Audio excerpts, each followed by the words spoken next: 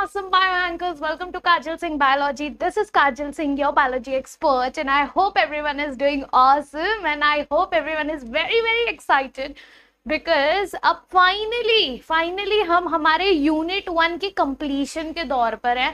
ये हमारा last chapter होगा यूनिट 1 का। हमारी पूरी बायोडाइवर्सिटी वाली यूनिट कंप्लीट हो चुकी है। हमारा the living world, biological classification, kingdom Plantae और फाइनली अब हमारा रह गया है किंगडम एनिमेलिया। और एनिमल किंगडम के साथ हमारा पूरा यूनिट 1 फिनिश हो जाएगा। तो हमने बहुत एंजॉय करके, है ना, एंजॉय करके हमारा प्लांट किंगडम खत्म किया था। ऑल्दो बहुत ज्यादा खौफ रहता है प्लांट किंगडम का, यस, कि यार बहुत बोर होता है मैम, कितनी सारी डिटेल्स है, नहीं याद होते। But now you must have realised कि हाँ, अगर उस चीज को हम बहुत ही सिंपलेस्ट तरीके से, फंडामेंट तरीके से अगर अंडरस्टैंड करें तो बहुत ही ज्यादा सिंपल हो जाता है ना। और ये वो दूसरा खौफनाक टॉपिक है हमारा एनिमल किंगडम, जिसमें इतने सारे एग्जाम्पल्स, इतने सारे डिटेल्स, इतने सारे डिविजन्स, इतने सारे क्लासिफिकेशंस होते हैं कि यहाँ पे भी हमें थोड़ी सी तो खौफ होती है। और प्लस ये बहुत इंपॉर्टेंट भी है, वाई, बिकॉज इससे क्वेश्चंस आते हैं एग्जाम में। ऐसा कभी नहीं हुआ है कि एनिमल किंगडम से क्वेश्चन ना आया हो। तो this chapter is very very very extremely very important, yes. और प्लस एक बात बता दूं, प्लांट किंगडम में फिर भी एग्जाम्पल्स कम थे। यहां पर आप एग्जाम्पल्स एंड लेक्चर तक काउंट करते रह जाना। यहाँ पर 100 से ज्यादा एग्जाम्पल्स आपको याद करना है। डरा नहीं रही हूं, I just want you guys to be mentally prepared कि डे 1 से, लेक्चर 1 से ही कोशिश करिएगा कि आप एग्जाम्पल्स की लिस्ट बना के उसको बार बार पढ़ते रहें, रिवीजन करते रहें, ताकि आपको एंड में बहुत ओवरवेलमिंग फीलिंग ना आए। ठीक है, थोड़ा थोड़ा बेबी स्टेप लेते हुए करेंगे तो फिर बिल्कुल भी डिफिकल्ट नहीं लगेगा। बाकी कंसेप्ट्स मेरे पे छोड़ दो। Concepts I will try my level best. इतना ज्यादा सिंपलेस्ट लैंग्वेज में हम डिस्कस करेंगे कि इसके बाद आपको कंसेप्ट में, फंडामेंट्स में तो कोई कंफ्यूजन नहीं होगी। ठीक है, तो रेडी है सब लोग? जल्दी से वीडियो को लाइक कर दे, यस, अपना अटेंडेंस मार्क कर दे, future doctor XYZ, yes. And also जो बच्चे नए आए हैं प्लीज चैनल को सब्सक्राइब कर ले, ताकि आप एक भी सीरीज का एक भी क्लास ना छोड़े, यस। बिकॉज इस बैच में हमारा पूरा हर एक एनसीईआरटी का लाइन, हर एक डिटेल, एवरी सिंगल थिंग, हर एक PYQ कवर हो जाएगा आपका इस सेशंस में। डिटेल्ड न्यू एनसीईआरटी के हिसाब से हमारा सेशंस है। तो please make sure you subscribe and I assure you कि आई नो दुनिया में बहुत कुछ हलचल मच रहा है नीट को लेके, यस। तो इवन जो 2024 वाले बच्चे हैं, मैं तो बोलूंगी बेटा रिवीजन नहीं करना है ना, चालू कर दो, मत बैठो रीनीट होगा नहीं होगा, क्या होगा, वो सब बात की बात है। आपने पढ़ना है तो आप 24 के बच्चे हो, 25 के बच्चे हो, 26 के बच्चे हो, this is the right time. Start being disciplined and consistent, that's all is needed. ठीक है, यस। जो सोचने वाली बात है वो बाकी लोग पे छोड़ दो। जब डिसीजन आएगा तो भी आपको पढ़ना ही पड़ेगा। डिसीजन नहीं, कुछ गलत आया तो भी आपको पढ़ना ही है, तो पढ़ाई करो ना। आपका काम है सिर्फ पढ़ाई करने का, बाकी करने दो जिसको जो करना है, राइट। आप ऐसा नहीं है कि डिसीजन आ जाएगा तो आप अलग स्पीड से पढ़ोगे, nothing like that, right. Anyway, चलो लेट्स बिगिन। हम एनिमल किंगडम शुरू करते हैं। एनिमल किंगडम बेटा, यहाँ पर अब सारे हमने जैसे बायोलॉजिकल क्लासिफिकेशन में अच्छे से पढ़ लिया था कि बायोलॉजिकल क्लासिफिकेशन मोनेरा पढ़ लिया, सारे प्रोकैरियोट्स के बारे में। फिर हमने जो है प्रोटिस्टा पढ़ा, सारे आपके यूनिसेलुलर यूकैरियोट्स के बारे में, ठीक है। फिर हमने पढ़ा हमारे फंजाई के बारे में, सारे हमारे यूकैरियोट्स, मल्टीसेलुलर सैप्रोफाइटिक्स के बारे में। फिर हमने पढ़ा किंगडम प्लांटे, पूरा डिटेल में हमने किंगडम प्लांटे खत्म कर लिया कि किस तरीके से मल्टीसेलुलर किंगडम प्लांट है, उसमें अलग अलग क्राइटेरिया आता है ना। हमने एल्गी पढ़ लिया, ब्रायोफाइट्स पढ़ लिया, हमने टेरिडोफाइटा पढ़ लिया, यस, जो कि क्रिप्टोगैम्स में आता है। फिर हमने जिम्नोस्पर्म्स, एंजियोस्पर्म्स पढ़ के फेनेरोगैम्स भी कंप्लीट कर लिए। इस तरीके से हमने पूरा डिवीजन भी कंप्लीट कर लिया किंगडम प्लांटे का। अब आते हैं हम हमारे सबसे बड़े वास्ट किंगडम पे, जो है किंगडम एनिमेलिया। और ये किंगडम एनिमेलिया का जो किंगडम के नीचे वाला जो क्लासिफिकेशन है, अगर आपको याद है तो क्या था? यस, बिल्कुल, it is not division, it is phylum. तो जब हम प्लांट्स की बात करते हैं तब डिविजन्स आते हैं, अब एनिमल्स की बात करेंगे तो बेटा फाइलाज आएंगे, फाइलम्स आएंगे, ठीक है। यस, तो आइए कुछ जनरल कैरेक्टरिस्टिक्स। एनिमल सोचते ही क्या आता है दिमाग में? जानवर, यस, एक जानवर कैसा होता है, क्या आता है आप लोग के दिमाग में एक जानवर को याद करके, कि ये दूसरे को मार के खाता है या फिर घास फूस खाता है? क्या ये खुद का खाना खुद से बनाता है जैसे प्लांट्स थे? नहीं ना, बिल्कुल नहीं। यस, तो ये जो होते हैं हमारे किंगडम एनिमलिया, सबसे बेसिक जो आपके दिमाग में आना चाहिए भाई, कि ये कैसे होते हैं, सारे के सारे हेट्रोट्रॉफिक होते हैं। They are heterotrophic. इनका न्यूट्रिशन कैसा होता है? हेट्रोट्रॉफिक न्यूट्रिशन होता है, यानी कि इन लोग जो हैं दूसरों पे डिपेंडेंट होते हैं खाना खाने के लिए, है कि नहीं? दे आर डायरेक्टली और इनडायरेक्टली, एक तरीके से बोल सकते हैं, they depend on the plants also. Why? अब आप बोलोगे हम मांस मछली खाने वालों का क्या? तो जो मांस मछली खा रहे हैं उन लोग क्या खा रहे हैं? उन लोग तो प्लांट्स पे डिपेंडेंट है। तो भले आप डायरेक्टली प्लांट्स ना खा रहे हो, बट आप जिनको खा रहे हो वो भी तो प्लांट्स पे डिपेंडेंट है। सो बेसिकली अगर हम ये फूड चेन देखें तो वी आर डायरेक्टली और indirectly all the animals are dependent on plants, बराबर। तो ये पॉइंट आपको बहुत अच्छे से समझनी जरूरी है कि हेट्रोट्रॉफिक न्यूट्रिशन में दे आर डायरेक्टली और इनडायरेक्टली डिपेंडेंट ऑन प्लांट्स, ठीक है, plants for their food. Heterotrophic nutrition है, ठीक है। अब ये हेट्रोट्रॉफिक न्यूट्रिशन के हिसाब से अगर देखा जाए तो एनिमल्स जो है दो तरीके के हो सकते हैं, ठीक है। आज इसका कलर ही चेंज कर देते हैं हम, ताकि लगे ना हम दूसरा टॉपिक पढ़ रहे हैं। यस, हेट्रोट्रॉफिक न्यूट्रिशन, हाँ जी। अब ये हेट्रोट्रॉफिक न्यूट्रिशन के हिसाब से यहाँ पे फर्दर डिविजन्स आ जाते हैं। अब यहाँ पर जो है एनिमल्स या तो हर्बीवोर्स हो सकते हैं। हर्बीवोर्स का मतलब है ये क्या खाएंगे? घास फूस खाएंगे, सिर्फ प्लांट्स को खाएंगे, ठीक है, हर्बीवोर्स हो सकते हैं। या तो ये कार्निवोर्स हो सकते हैं। क्या हो सकते हैं? कार्निवोर्स हो सकते हैं। या तो कार्निवोर्स मतलब क्या? सिर्फ मांस खाएंगे, जैसे लायन हो गया, टाइगर हो गया, ये सब क्या है? सिर्फ मांस खाएंगे। या फिर हम जैसे ओमनिवोर्स हो सकते हैं। ओमनिवोर्स मतलब क्या बेटा? सब खाएंगे, कीड़े मकोड़े प्लांट सब खाएंगे, है कि नहीं? यस, तो ये हो गए ओमनिवोर्स। ये किस बेसिस पे कि क्या न्यूट्रिशनल रिक्वायरमेंट है उस पर्टिकुलर ऑर्गेनिज्म की, उस हिसाब से या तो हर्बीवोर्स होंगे। हर्बीवोर्स कौन होंगे? जो कि डायरेक्टली सिर्फ प्लांट्स खाएंगे। कार्निवोर्स कौन होंगे बेटा? कार्निवोर्स वो होंगे जो कि yes they will eat other animals, है ना, they will eat other animals. और ओमनिवोर्स क्या होंगे? ओमनिवोर्स वो होंगे जो सब खाते हैं, प्लांट्स खाएं, प्लांट्स भी खा सकते हैं, प्लांट्स और अदर एनिमल्स, ठीक है। Yes, clear everyone? यस, तो ये हो गया इनका हेट्रोट्रॉफिक न्यूट्रिशन।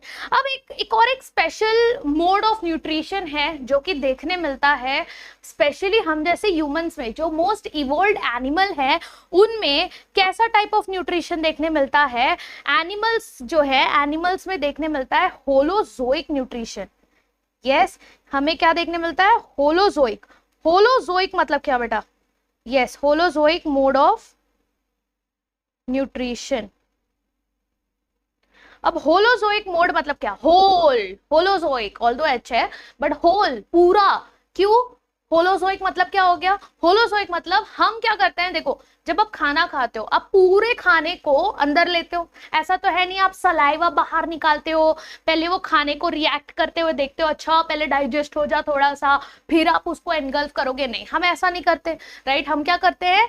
पूरे खाने को एनगल्फ करते हैं, है ना, या तो प्लांट या तो एनिमल के पार्ट को एनगल्फ करते हैं, फिर वो हमारे शरीर के अंदर जाता है, फिर उसमें पूरा पाचन तंत्र आपका क्या करता है? डाइजेशन करता है। वो डाइजेशन एंजाइम्स के हेल्प से ब्रेक डाउन होगा, फिर वो न्यूट्रिशन आपके ब्लड में जाएगा, उसका एब्जॉर्प्शन होगा, फिर वो ब्लड उसको सारे ऑर्गन, सारे टिश्यूज के पास लेके जाएगा, एसिमिलेशन होगा, और फिर आपके सेल्स जो है इसको यूटिलाइज करेंगे एनर्जी बनाने के लिए, बराबर, यानी सेलुलर रेस्पिरेशन होगा। तो ये पूरा जो प्रोसेस है, जिस तरीके से हम जो है खाना बनाते हैं, खाते हैं, पूरा खाना इंजेस्ट करते हैं, तो this mode of nutrition is called as holozoic mode of nutrition. समझ में आया सबको? यस, तो होलोजोइक मोड ऑफ न्यूट्रिशन में क्या आ जाएगा? क्यों कहते हैं हम इसको होलोजोइक? क्योंकि यहां पर there is engulfment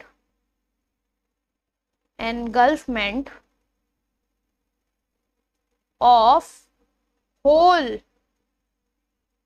or part of plant or animal,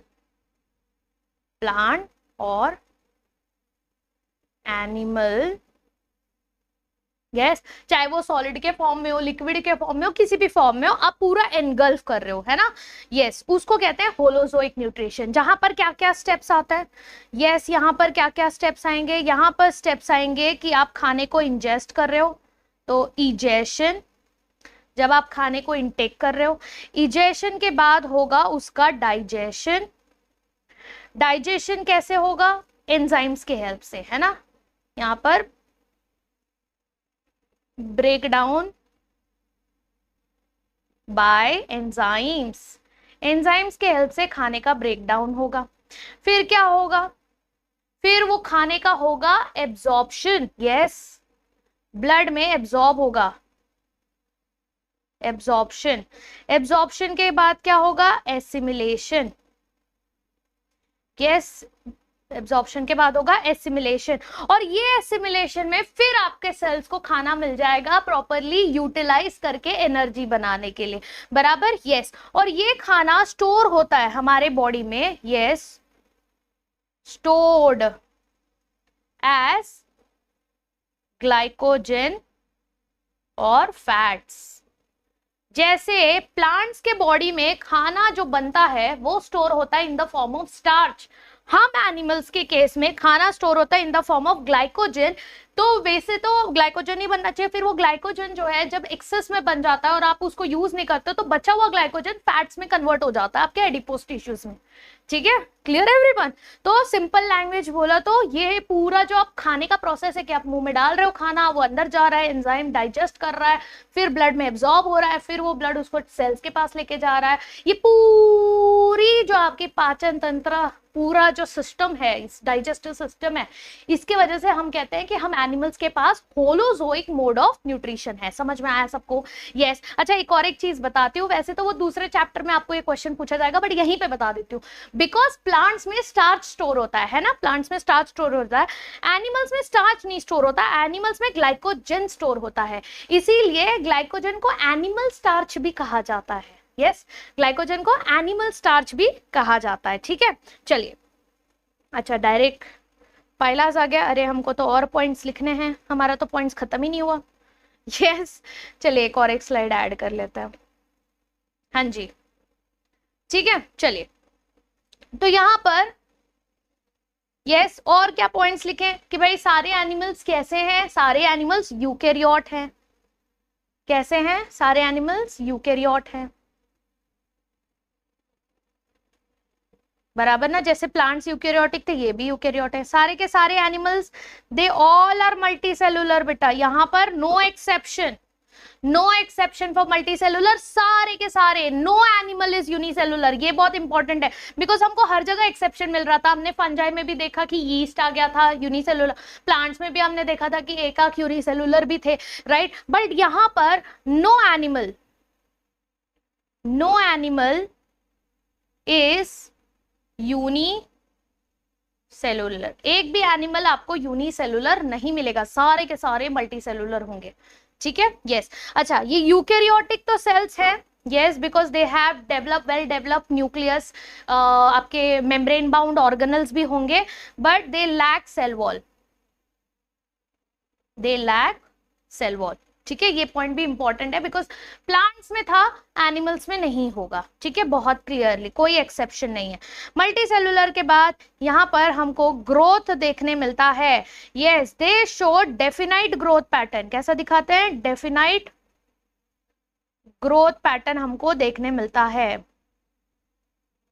growth pattern birth से लेकर डेथ तक, है ना, बर्थ से लेकर, जन्म से लेकर मृत्यु तक का पूरा जो पैटर्न होता है, बहुत ही डेफिनाइट ग्रोथ पैटर्न हमें एनिमल्स के केस में देखने मिलता है, ठीक है, यस।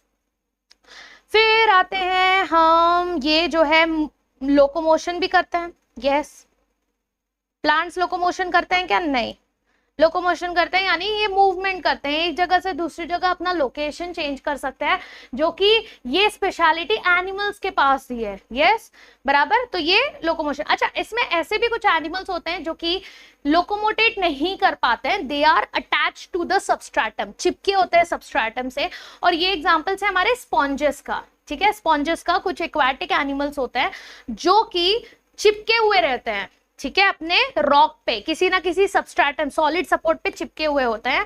तो वो ऐसे कुछ एक्सेप्शंस भी देखने मिलेंगे आपको, ठीक है। कुछ ये क्या है, ये लोअर एनिमल्स हैं, except few lower animals.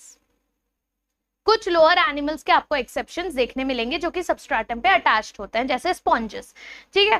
Plus यहाँ पे हमारा नर्वस सिस्टम बहुत ही इवॉल्व है। Yes, we have nervous and sensory control system. हमारे पास नर्वस सिस्टम भी है, हमारे पास सेंसरी सिस्टम भी है। यस, और वो भी बहुत डेवलप्ड है। हमारे पास ब्रेन है, स्पाइनल कॉर्ड है कि नहीं। Yes, we have nervous system. अब हो सकता है लोअर एनिमल्स के पास बहुत ज्यादा डेवलप ना हो, किसी किसी के पास हो भी ना, ठीक है। बट ये सेंसरी सिस्टम करता क्या है, यस, ये नर्वस सिस्टम क्या करता है, हमारे बॉडी को कोऑर्डिनेट करता है, बाकी ऑर्गन्स को कंट्रोल करता है। सेंसरी क्या करता है, आपके आसपास जो भी हो रहा है, यस, आपको ठंडी लग रही है, गर्मी लग रही है, आपको जो है तकलीफ हो रहा है, किसी ने चिमटी निकाला, किसी ने कुछ काटा, ये सब कैसे पता चल रहा है आपको, ये इसलिए पता चल रहा है बिकॉज आपके पास सेंसरी ऑर्गन्स है, ठीक है, इसीलिए आपको ये सारी चीजें पता चल रही है। फिर नर्वस सिस्टम की बात करें तो नर्वस सिस्टम में सिर्फ नर्वस और आपका सिर्फ ब्रेन, स्पाइनल कॉर्ड ये सब ही नहीं, बल्कि you also have a well developed endocrine system also, है ना। तो ये आपका एंडोक्राइन सिस्टम, नर्वस सिस्टम और आपका सेंसरी सिस्टम, ये तीनों चीजें आपके बॉडी को पूरी तरह से कोऑर्डिनेट करती हैं, राइट। तो यहां पर क्या क्या आ जाएगा, nervous, sensory and endocrine system, ठीक है, कोऑर्डिनेट द बॉडी।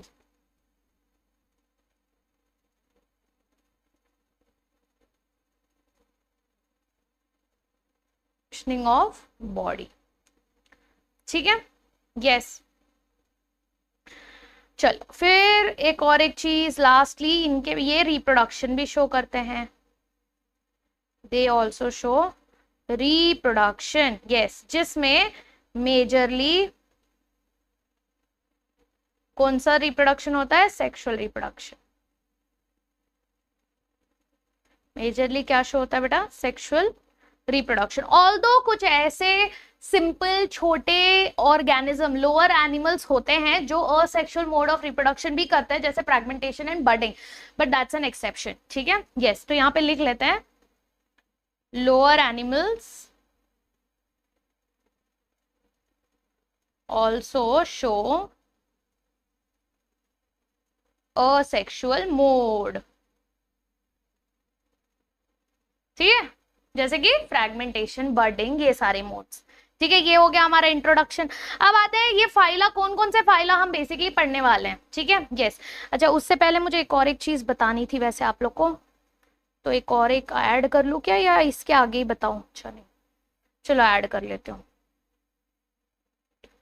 हाँ, एक चीज बतानी थी मुझे कि ये जो हम एनिमल्स हैं, ठीक है, ये बिकॉज हम मल्टी सेलुलर हैं, हम यूकैरियोटिक हैं, ठीक है, हमारे पास होलोजोइक मोड ऑफ न्यूट्रिशन है, ये सारी चीजें हमने समझ ली। इसके वजह से हम एनिमल्स को क्या कहा जाता है, we are also known as metazoans. क्या कहते हैं हम इनको, हम अपने आप को क्या कहते हैं, मेटाजोन्स। क्यों, किस वजह से, क्या क्या पॉइंट्स की वजह से, पहला कि एक तो हम मल्टी सेलुलर हैं, ठीक है, एक तो हम मल्टी सेलुलर हैं, दूसरे हम यूकैरियोटिक हैं, तीसरे कि हमारा होलोजोइक न्यूट्रिशन है, होलोजोइक न्यूट्रिशन है। ये तीनों पॉइंट्स की वजह से हमें क्या कहा जाएगा, we will be known as metazoans. क्या कहेंगे, मेटाजोन्स, ठीक है। यस, अब मेटाजोन्स ये किस बेसिस पे, कॉम्प्लेक्सिटी ऑफ द एनिमल्स के बेसिस पे, ठीक है। अब ये मेटाजोन्स फर्दर डिवाइडेड होते हैं बेटा दो तरीके में, ठीक है। यहाँ पे हमको मिलते हैं दो तरीके के एनिमल्स, एक जिनको कहेंगे पैराजोन्स, ठीक है, ऑल्दो ये एनसीईआरटी में नहीं है, but just for your information and to understand the basics, इसलिए बता रही हूँ, ठीक है। और दूसरा है यूमेटाजोन्स, यूमेटाजोन्स, ठीक है। अब पैराजोन्स क्या है? पैरा पैरा पहले इसमें आ गया जो भी लोअर जो आपके इन्वर्टिब्रेट्स हैं, यस। अब यहाँ पर एक ही एग्जांपल आ जाता है पैराजोन्स का, वो है आपके स्पॉन्जेस, यस। क्यों? क्योंकि यहाँ पर ये जो होते हैं लूजली एग्रीगेटेड सेलुलर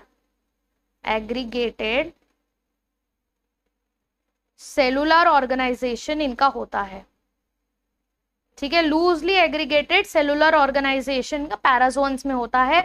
दो ओनली इसमें टिश्यूज नहीं बनाते, ठीक है, दे डू नॉट फॉर्म टिश्यूज, यानी टिश्यूज भी नहीं बनते बेटा, ठीक है। सिर्फ क्या बनता है आपका सेलुलर एग्रीगेशन जमा होके बस रहते हैं।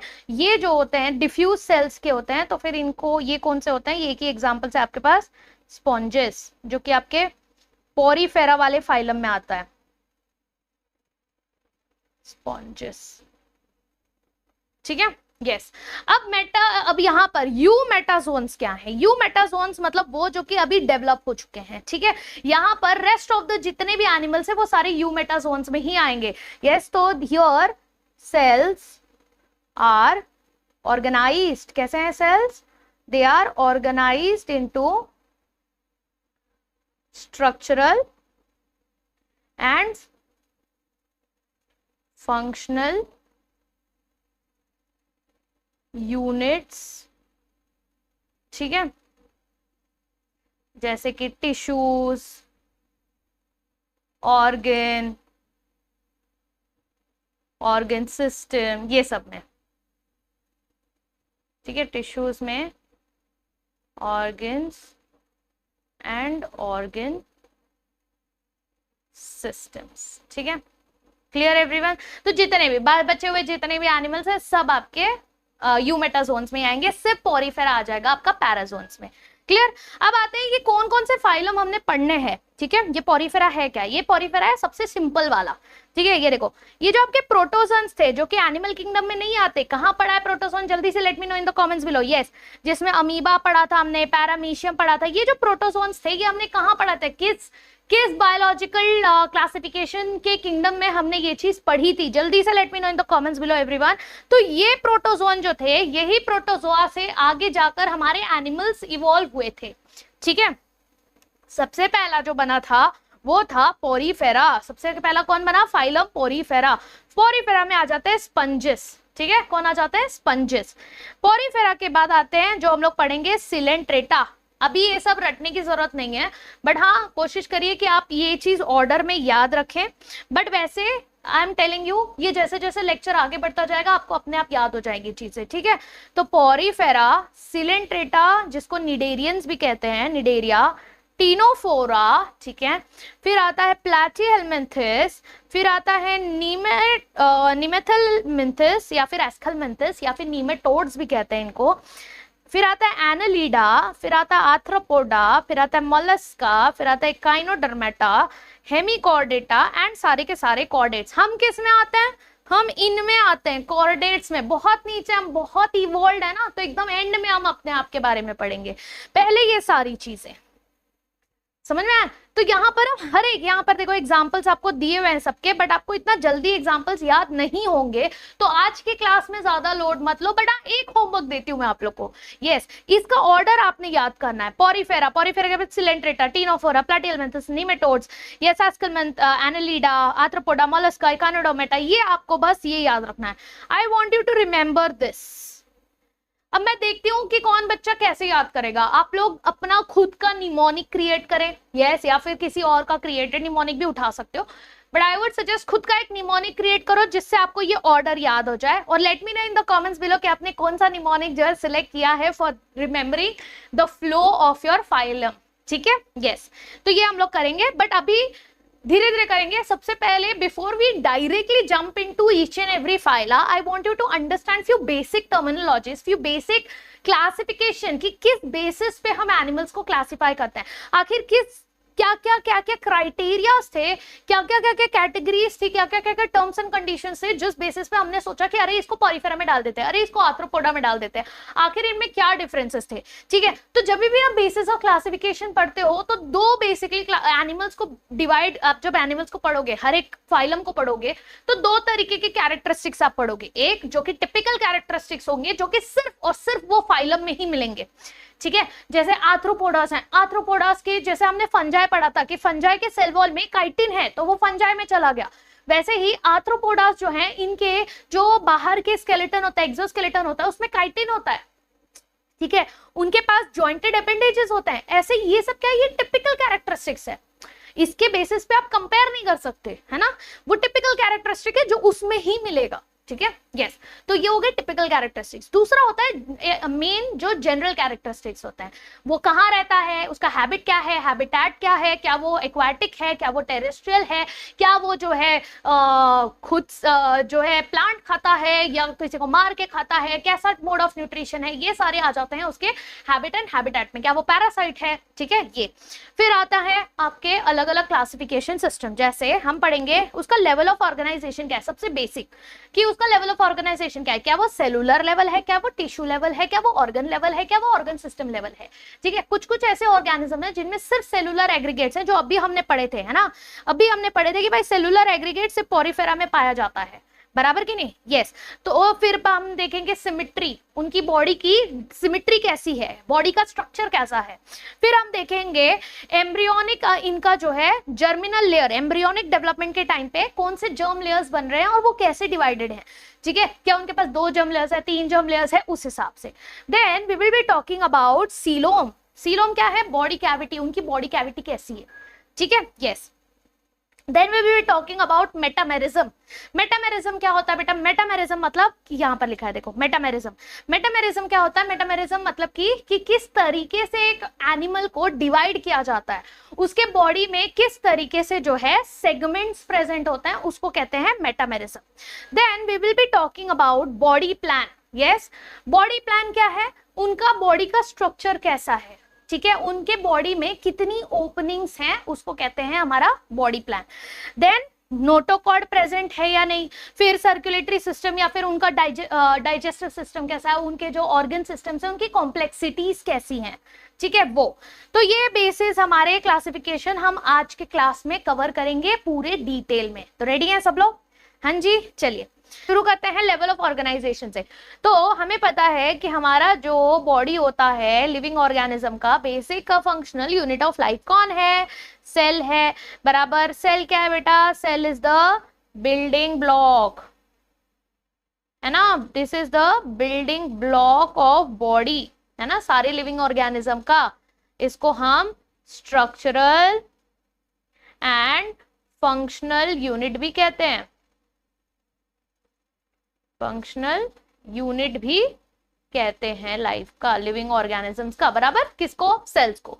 अब ऐसे ही कुछ cells, yes, many specialised, yes, many such specialised cells organise हो जाते हैं। ठीक है, organise, they come together and form tissue, क्या बनाते हैं, टू फॉर्म टिश्यू। तो सेल से क्या बना, टिश्यूज बने। ठीक है, यस। अब टिश्यूज भी, यस, जितने भी सिमिलर टिश्यूज हैं वो एक सिमिलर फंक्शन परफॉर्म करने वाले tissues, many tissues come together, क्या बनाने के लिए, ऑर्गन। और इसी तरीके से बहुत सारे ऑर्गन्स, यस, अलग अलग ऑर्गन, मेनी ऑर्गन्स बनाएगा आपका ऑर्गन सिस्टम।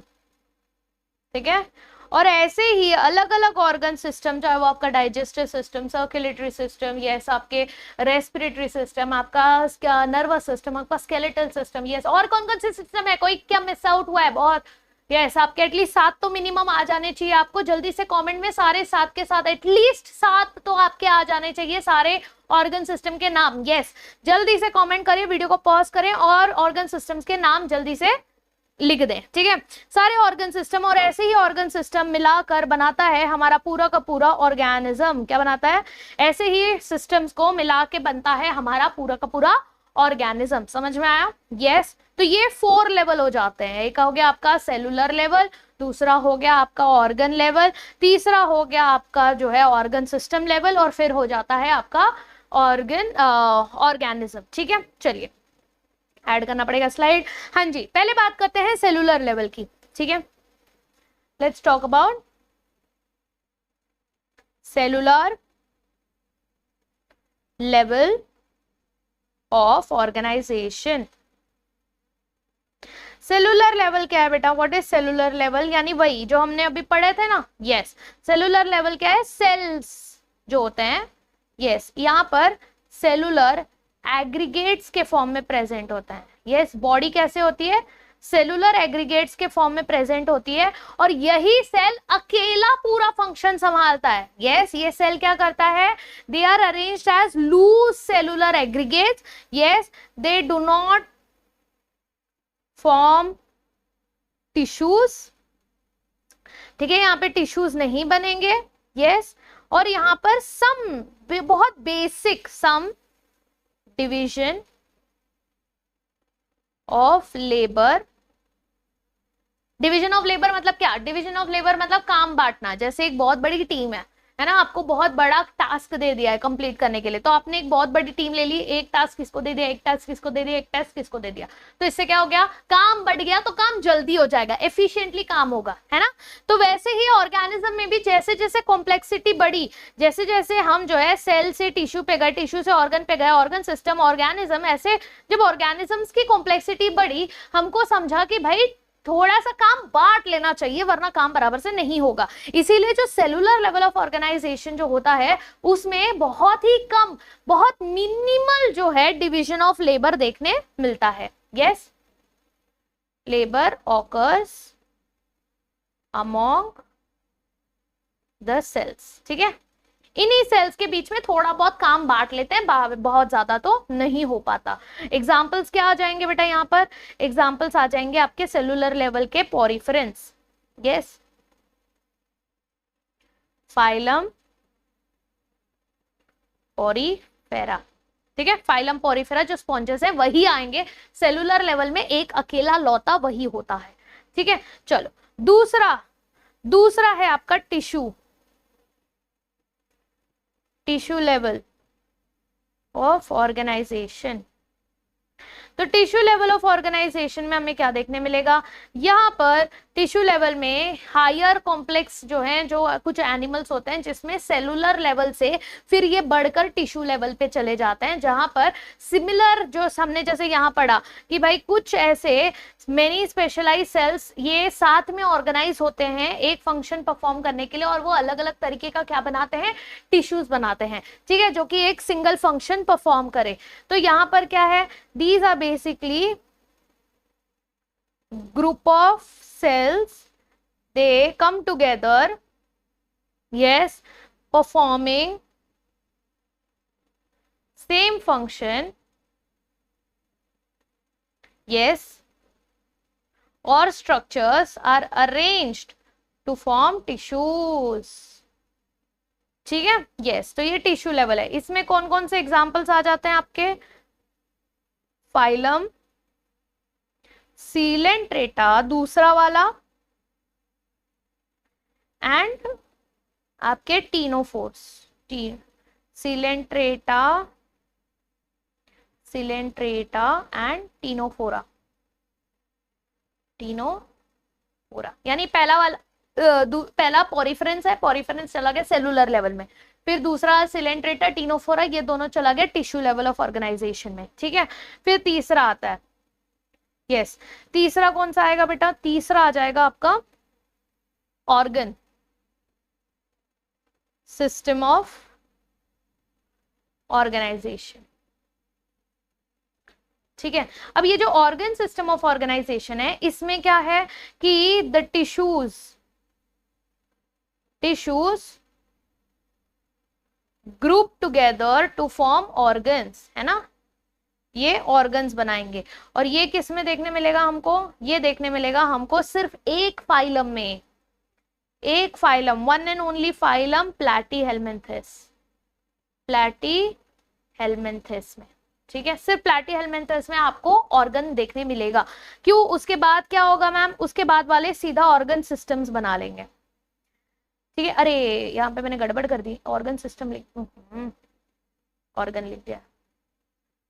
ठीक है, ऑर्गन लेवल ऑफ ऑर्गेनाइजेशन, ये organ system level of organisation. Organ system level of organisation सबसे एडवांस्ड वाला, यस, जो कि हमको किस में देखने मिलता है? हायर एनिमल्स में। किसमें?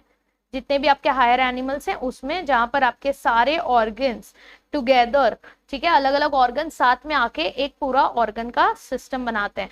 और ऐसे ही अलग अलग ऑर्गन सिस्टम्स आपके ऑर्गेनिज्म के बॉडी में प्रेजेंट होते हैं। उसी का नाम मैंने पूछा था, तो आई होप सबने ऑलरेडी कमेंट सेक्शन में सारे ऑर्गन सिस्टम का नाम डाल दिया होगा, है कि नहीं? यस। यहाँ पर मैक्स डिवीजन ऑफ लेबर देखने मिलता है। ठीक है, यहाँ पर बहुत ही अच्छी तरीके से काम को बांट दिया जाता है। जैसे कि आपका स्टमक डाइजेशन चर्निंग का काम करता है, तो मिक्सर का ही काम करेगा। वो कल को ये नहीं बोलेगा यार आज मेरा मन कर रहा है मैं थोड़ा सा रेस्पिरेशन कर लूं, नहीं होगा। ठीक है, यस, सब अपना डिवीजन ऑफ लेबर बांट के रखे हैं। लंग्स बोलेगा मेरे को सांस लेने का काम है, मैं वही करूंगा। ठीक है, मैं और कुछ काम नहीं करूंगा, इस तरीके से। और ये आ जाता है आपके फाइलम प्लैटीहेल्मिन्थेस के बाद कौन है? एस्कलमेंथेस। एस्कलमेंथेस, एस्कलमेंथेस से लेकर आपके कॉर्डेट तक, टिल टू कॉर्डेट्स, यानी हमारे तक हमारे पास भी ऑर्गन सिस्टम ही होता है। ठीक है, क्लियर एवरीवन? ये हो गया लेवल ऑफ ऑर्गेनाइजेशन। अब बात करते हैं हमारे बॉडी प्लान की। अब ये बॉडी प्लान क्या चीज है? बॉडी प्लान का मतलब होता है बेटा, अब बेसिकली हमने ऑर्गन सिस्टम समझ लिया है ना। ऑर्गन सिस्टम के बाद हम जो है कॉम्प्लेक्सिटीज ऑफ ऑर्गन सिस्टम पढ़ेंगे। But before we get into complexities of organ system, I want you to understand the body plan. ये अलग से आपके एनसीईआरटी में नहीं दिया है, बट इसका वर्ड का जिक्र आपको मिलेगा जब हम लोग इंडिविजुअल फाइलम्स पढ़ेंगे। ठीक है, तो it's very important for you guys to understand. कुछ कुछ ऐसे होते हैं हमारे ऑर्गेनिजम्स जिनका एक सिंगल ओपनिंग होता है। ठीक है, एक सिंगल ओपनिंग होता है और इस तरीके का शरीर होता है। ठीक है, इस तरीके का शरीर होता है और एक सिंगल ओपनिंग, ये सिंगल ओपनिंग।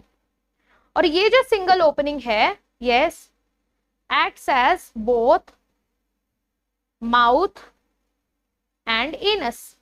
यही सिंगल ओपनिंग से खाना अंदर भी जा रहा है, इसी सिंगल ओपनिंग से खाना बाहर भी आ रहा है। एक ही ओपनिंग से दोनों काम हो रहे हैं। ठीक है, तो ये आपको गोनी जैसा दिख रहा है क्या? गोनी जैसा, गोनी क्या होता है? बैग जैसा। चलो बैग जैसा, सैक लाइक स्ट्रक्चर, कि यहाँ पे कुछ नहीं है, ये बस सैक लाइक स्ट्रक्चर है। ठीक है, तो ये जो सैक लाइक स्ट्रक्चर्स हैं, इनको इसीलिए इनको कहते हैं ब्लाइंड सैक। ठीक है, इनको कहते हैं ब्लाइंड सैक बॉडी प्लान। ठीक है, और दूसरा जो होता है, देखो यहाँ पर, ये देखो ये वाला डायग्राम देखो ध्यान से। ये देखो, इसकी ओपनिंग एक ही है, इधर से और इधर से, ये सब कॉमन है ना, ब्लाइंड सैक बॉडी प्लान। और दूसरा आता है बेटा, दूसरा ट्यूब विद इन ट्यूब, यानी कि जैसे ये है इनका बाहर का एक ट्यूब। ठीक है, ये बाहर की एक ट्यूब आ गई और इसी के अंदर आपका एलिमेंट्री कनाल, ये आ गया आपका दूसरा ट्यूब। देख रहे हो, समझ रहे हो? एक ट्यूब आया बाहर का, ठीक है, जैसे हमारा है बॉडी है और माउथ से लेकर एनस तक एक और एक ट्यूब है, एलिमेंट्री कनाल।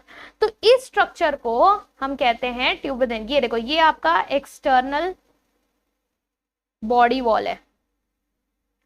ठीक है, एक्सटर्नल बॉडी वॉल है और ये क्या है? This is your elementary kanal with two openings. एक जहां से खाना अंदर जाएगा उसको माउथ कहेंगे, एक जहां से खाना बाहर आएगा जिसको एनस कहेंगे। ठीक है, इस स्ट्रक्चर को हम कहते हैं ट्यूब विद इन ट्यूब। ठीक है, समझ में आया? ये होते हैं हमारे दो तरीके के बॉडी प्लान्स। अब यही बॉडी प्लान्स तो आपको समझ में आ गए, अब आपको कॉम्प्लेक्सिटीज ऑफ ऑर्गन सिस्टम समझने में आसानी होगी।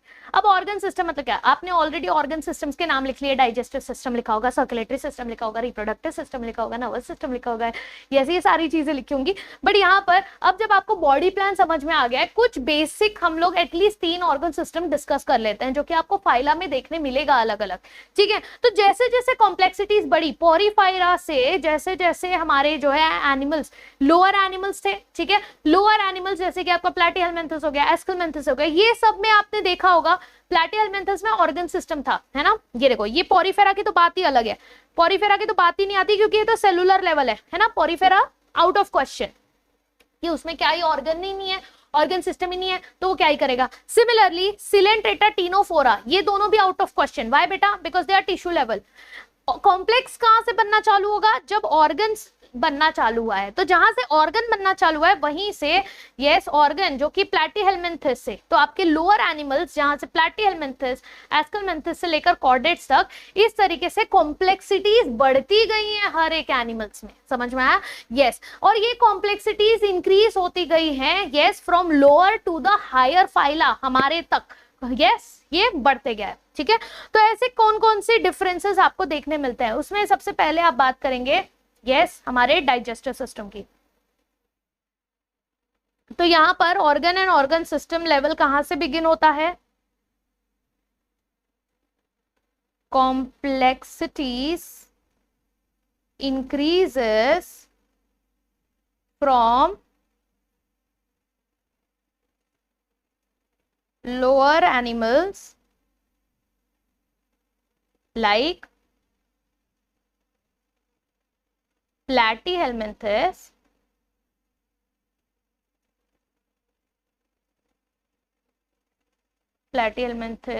and Aschelminthes,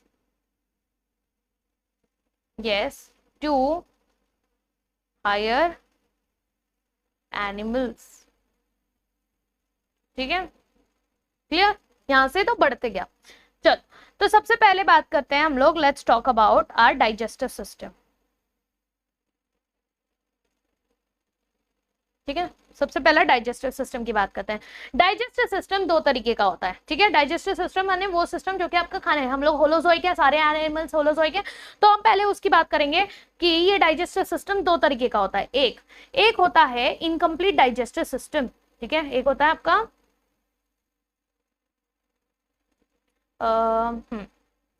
एक होता है बेटा यहाँ पर इनकम्प्लीट डाइजेस्टिव सिस्टम।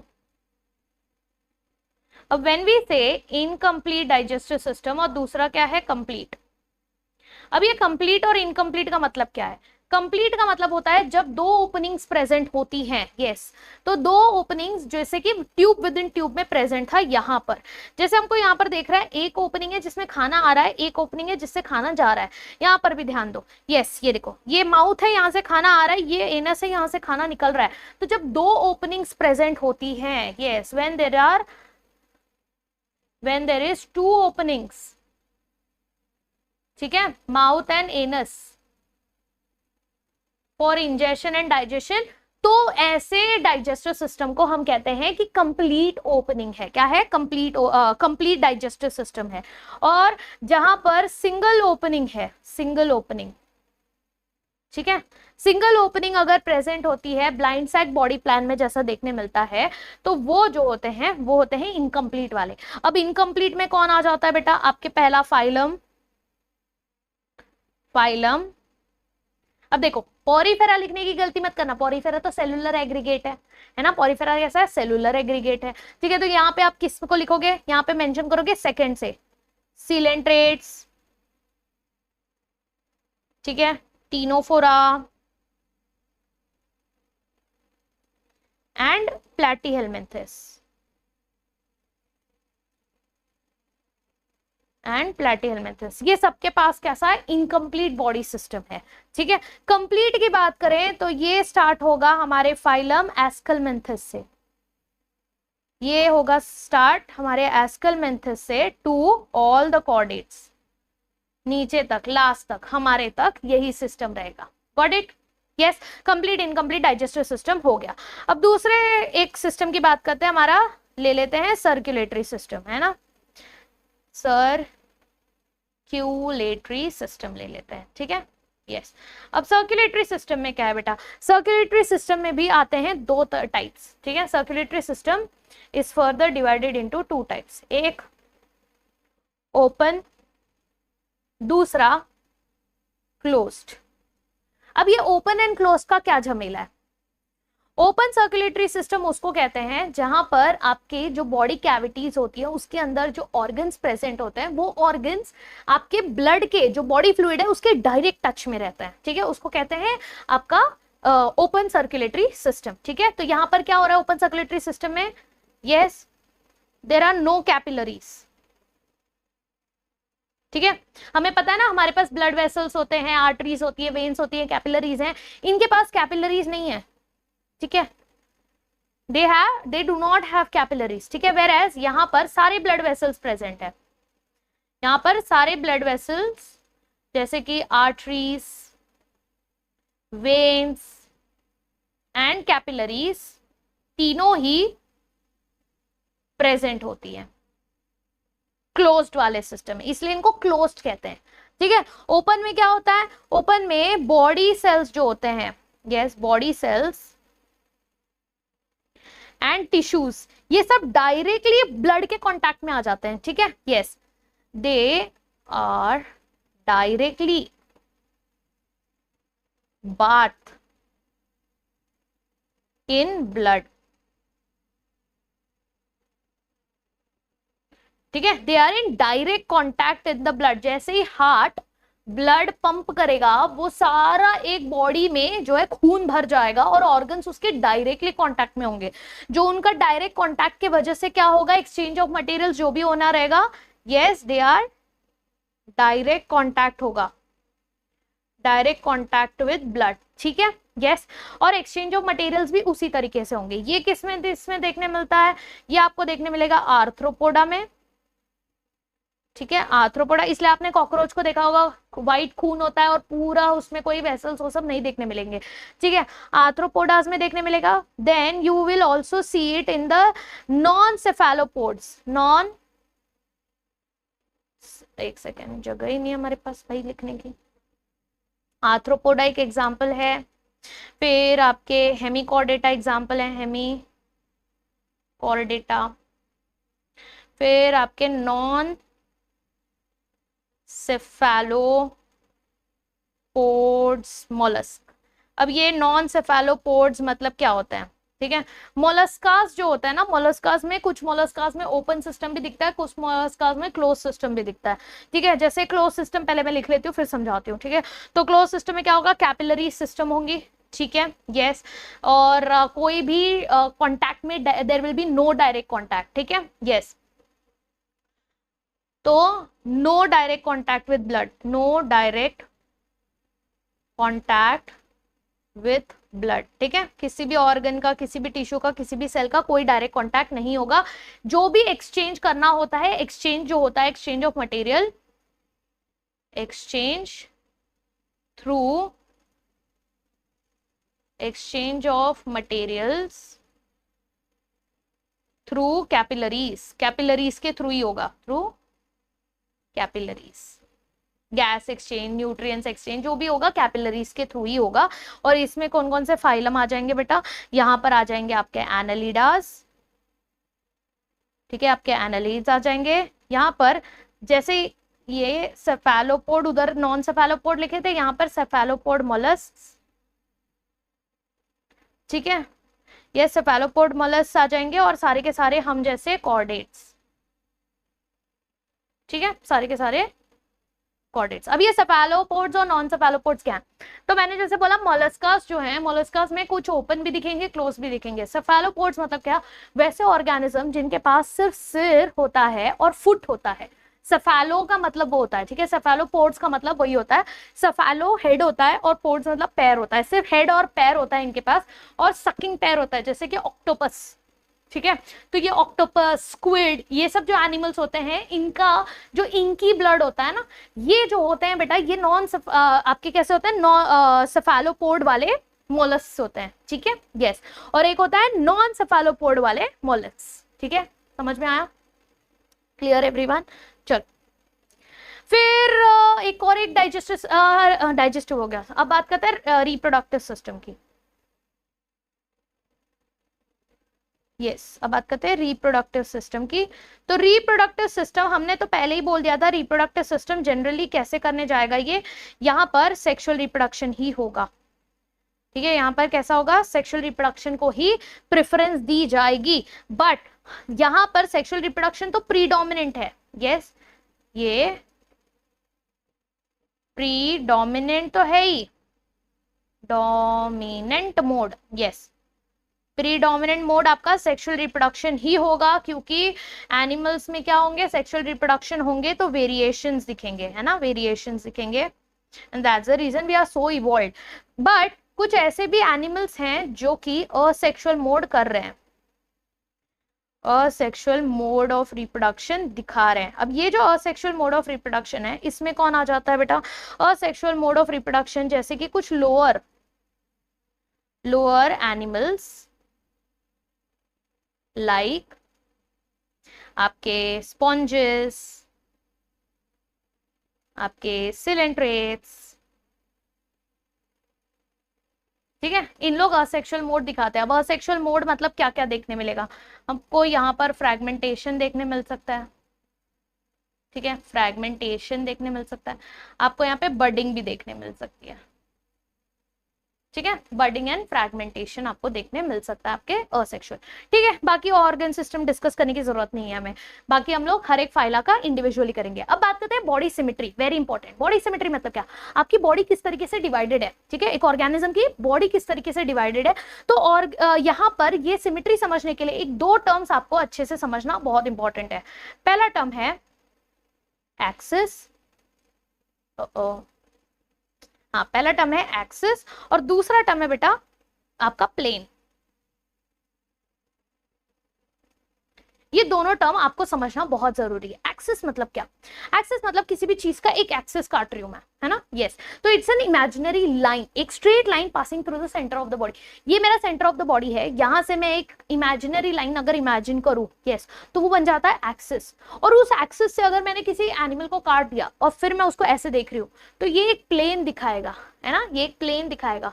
तो एक्सिस से प्लेन बनता है, बराबर, यस। तो what is axis, axis is imaginary straight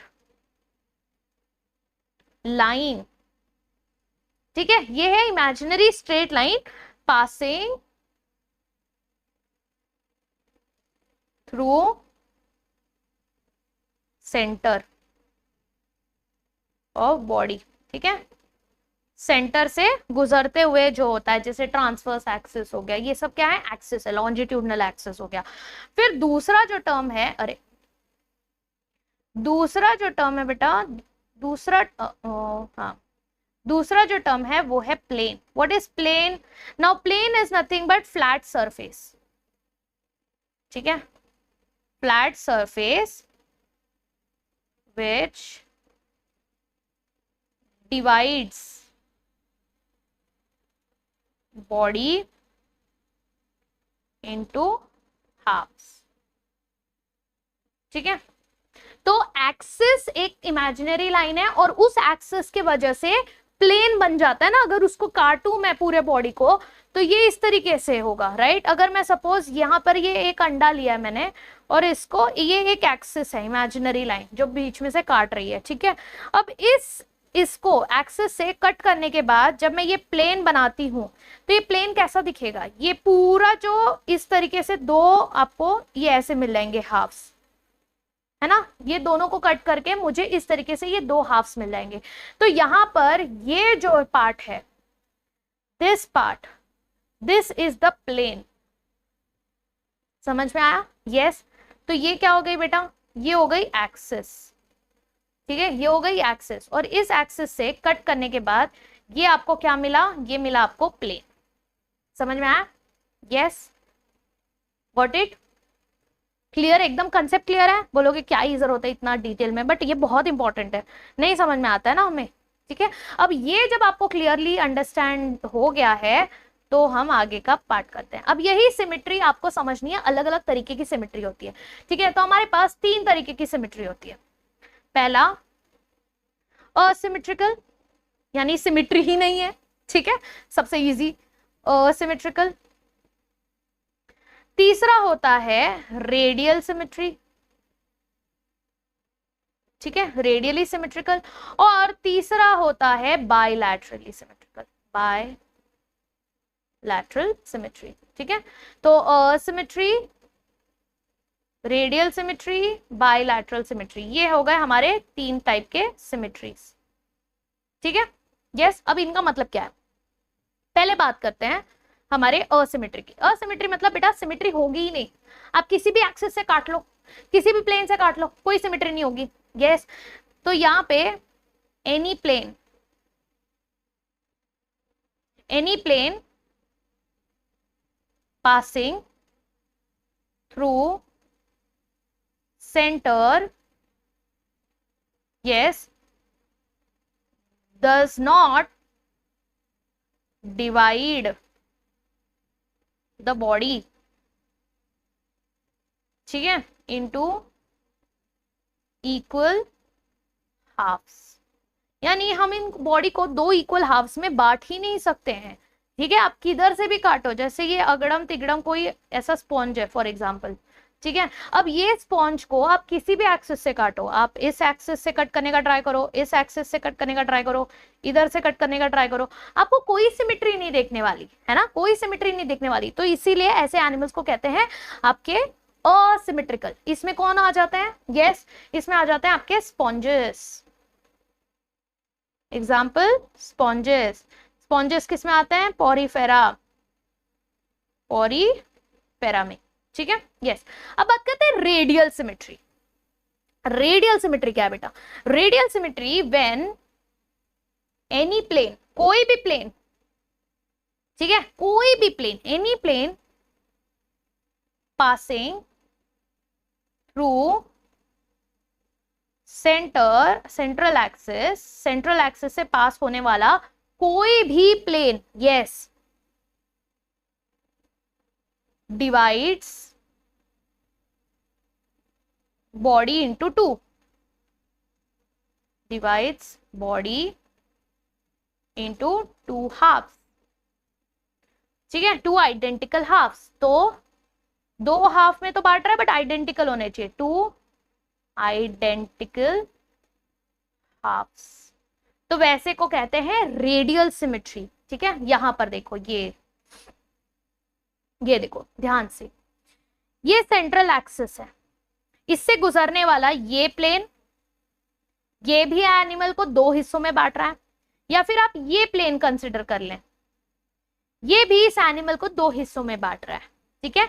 तो कोई भी plane, any plane passing through the central axis, वो एनिमल को 2 आइडेंटिकल हाफ्स में बांटेगा, ठीक है। यस, तो उसको कहते हैं हमारे रेडियल सिमेट्री। अब पता है क्या, ये आपके एनसीईआरटी में नहीं है but let me tell you, कुछ ऐसे स्पॉन्जेस भी होते हैं जो कि ये दिखाते हैं, ठीक है। सो सम स्पॉन्जेस, कुछ ही स्पॉन्जेस होते हैं, सब नहीं, सम स्पॉन्जेस, फिर आपके सिलेंट्रेट्स, ठीक है, सिलेंट्रेट्स आया तो उसका भाई तो साथ में आएगा ही, टीनोफोरा, ठीक है, तो टीनोफोरा भी होगा, ठीक है। And very important PYQ, adult echinodermata, अब इसका मतलब क्या?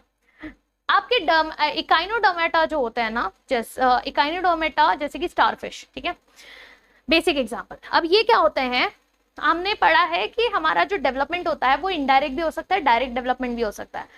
यस, रिप्रोडक्शन में होता है ये यूजुअली। तो रिप्रोडक्शन में ना 2 तरीके के डेवलपमेंट होते हैं, ठीक है, यहाँ पे लिख लेती हूँ मैं, 2 तरीके के डेवलपमेंट होते हैं। एक डेवलपमेंट होता है जिसको कहते हैं डायरेक्ट डेवलपमेंट। डायरेक्ट डेवलपमेंट में क्या होता है बेटा, यहाँ पे दिख रहा है, यस, डायरेक्ट डेवलपमेंट में क्या होता है कि आपका बच्चा पैदा हुआ, ठीक है, यस, ये आपके पेरेंट हैं, पेरेंट से सीधा सीधा जो बच्चा पैदा होगा वो एकदम सेम दिखेगा पेरेंट जैसा ही, ठीक है, डायरेक्टली ऑफस्प्रिंग आएगा, ठीक है, यस, ओके, जो कि एकदम सिमिलर दिखेगा पेरेंट्स जैसा। दूसरा जो फॉर्म होता है बेटा वो होता है इनडायरेक्ट डेवलपमेंट।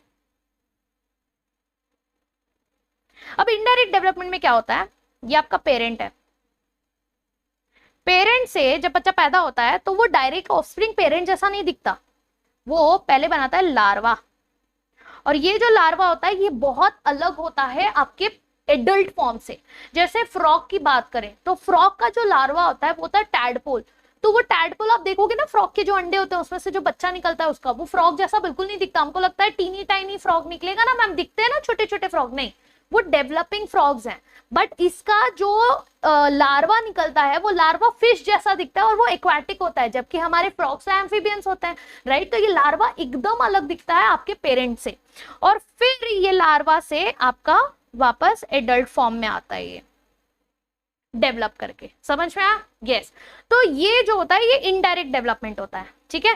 तो यहां पर भी एकाइनोडर्मेटास में जो एडल्ट फॉर्म है ना, यस, जो लार्वा है वो कैसा बाइलैटरली सिमेट्रिकल होता है, फिर जब वो बड़ा हो जाता है, एडल्ट हो जाता है, पूरा उसका ये प्रोसेस को मेटामॉर्फोसिस बोलते हैं, जब इसके चेंजेस हो जाते हैं तब ये एडल्ट जो होता है वो रेडियल बन जाता है, ठीक है। Best example starfish.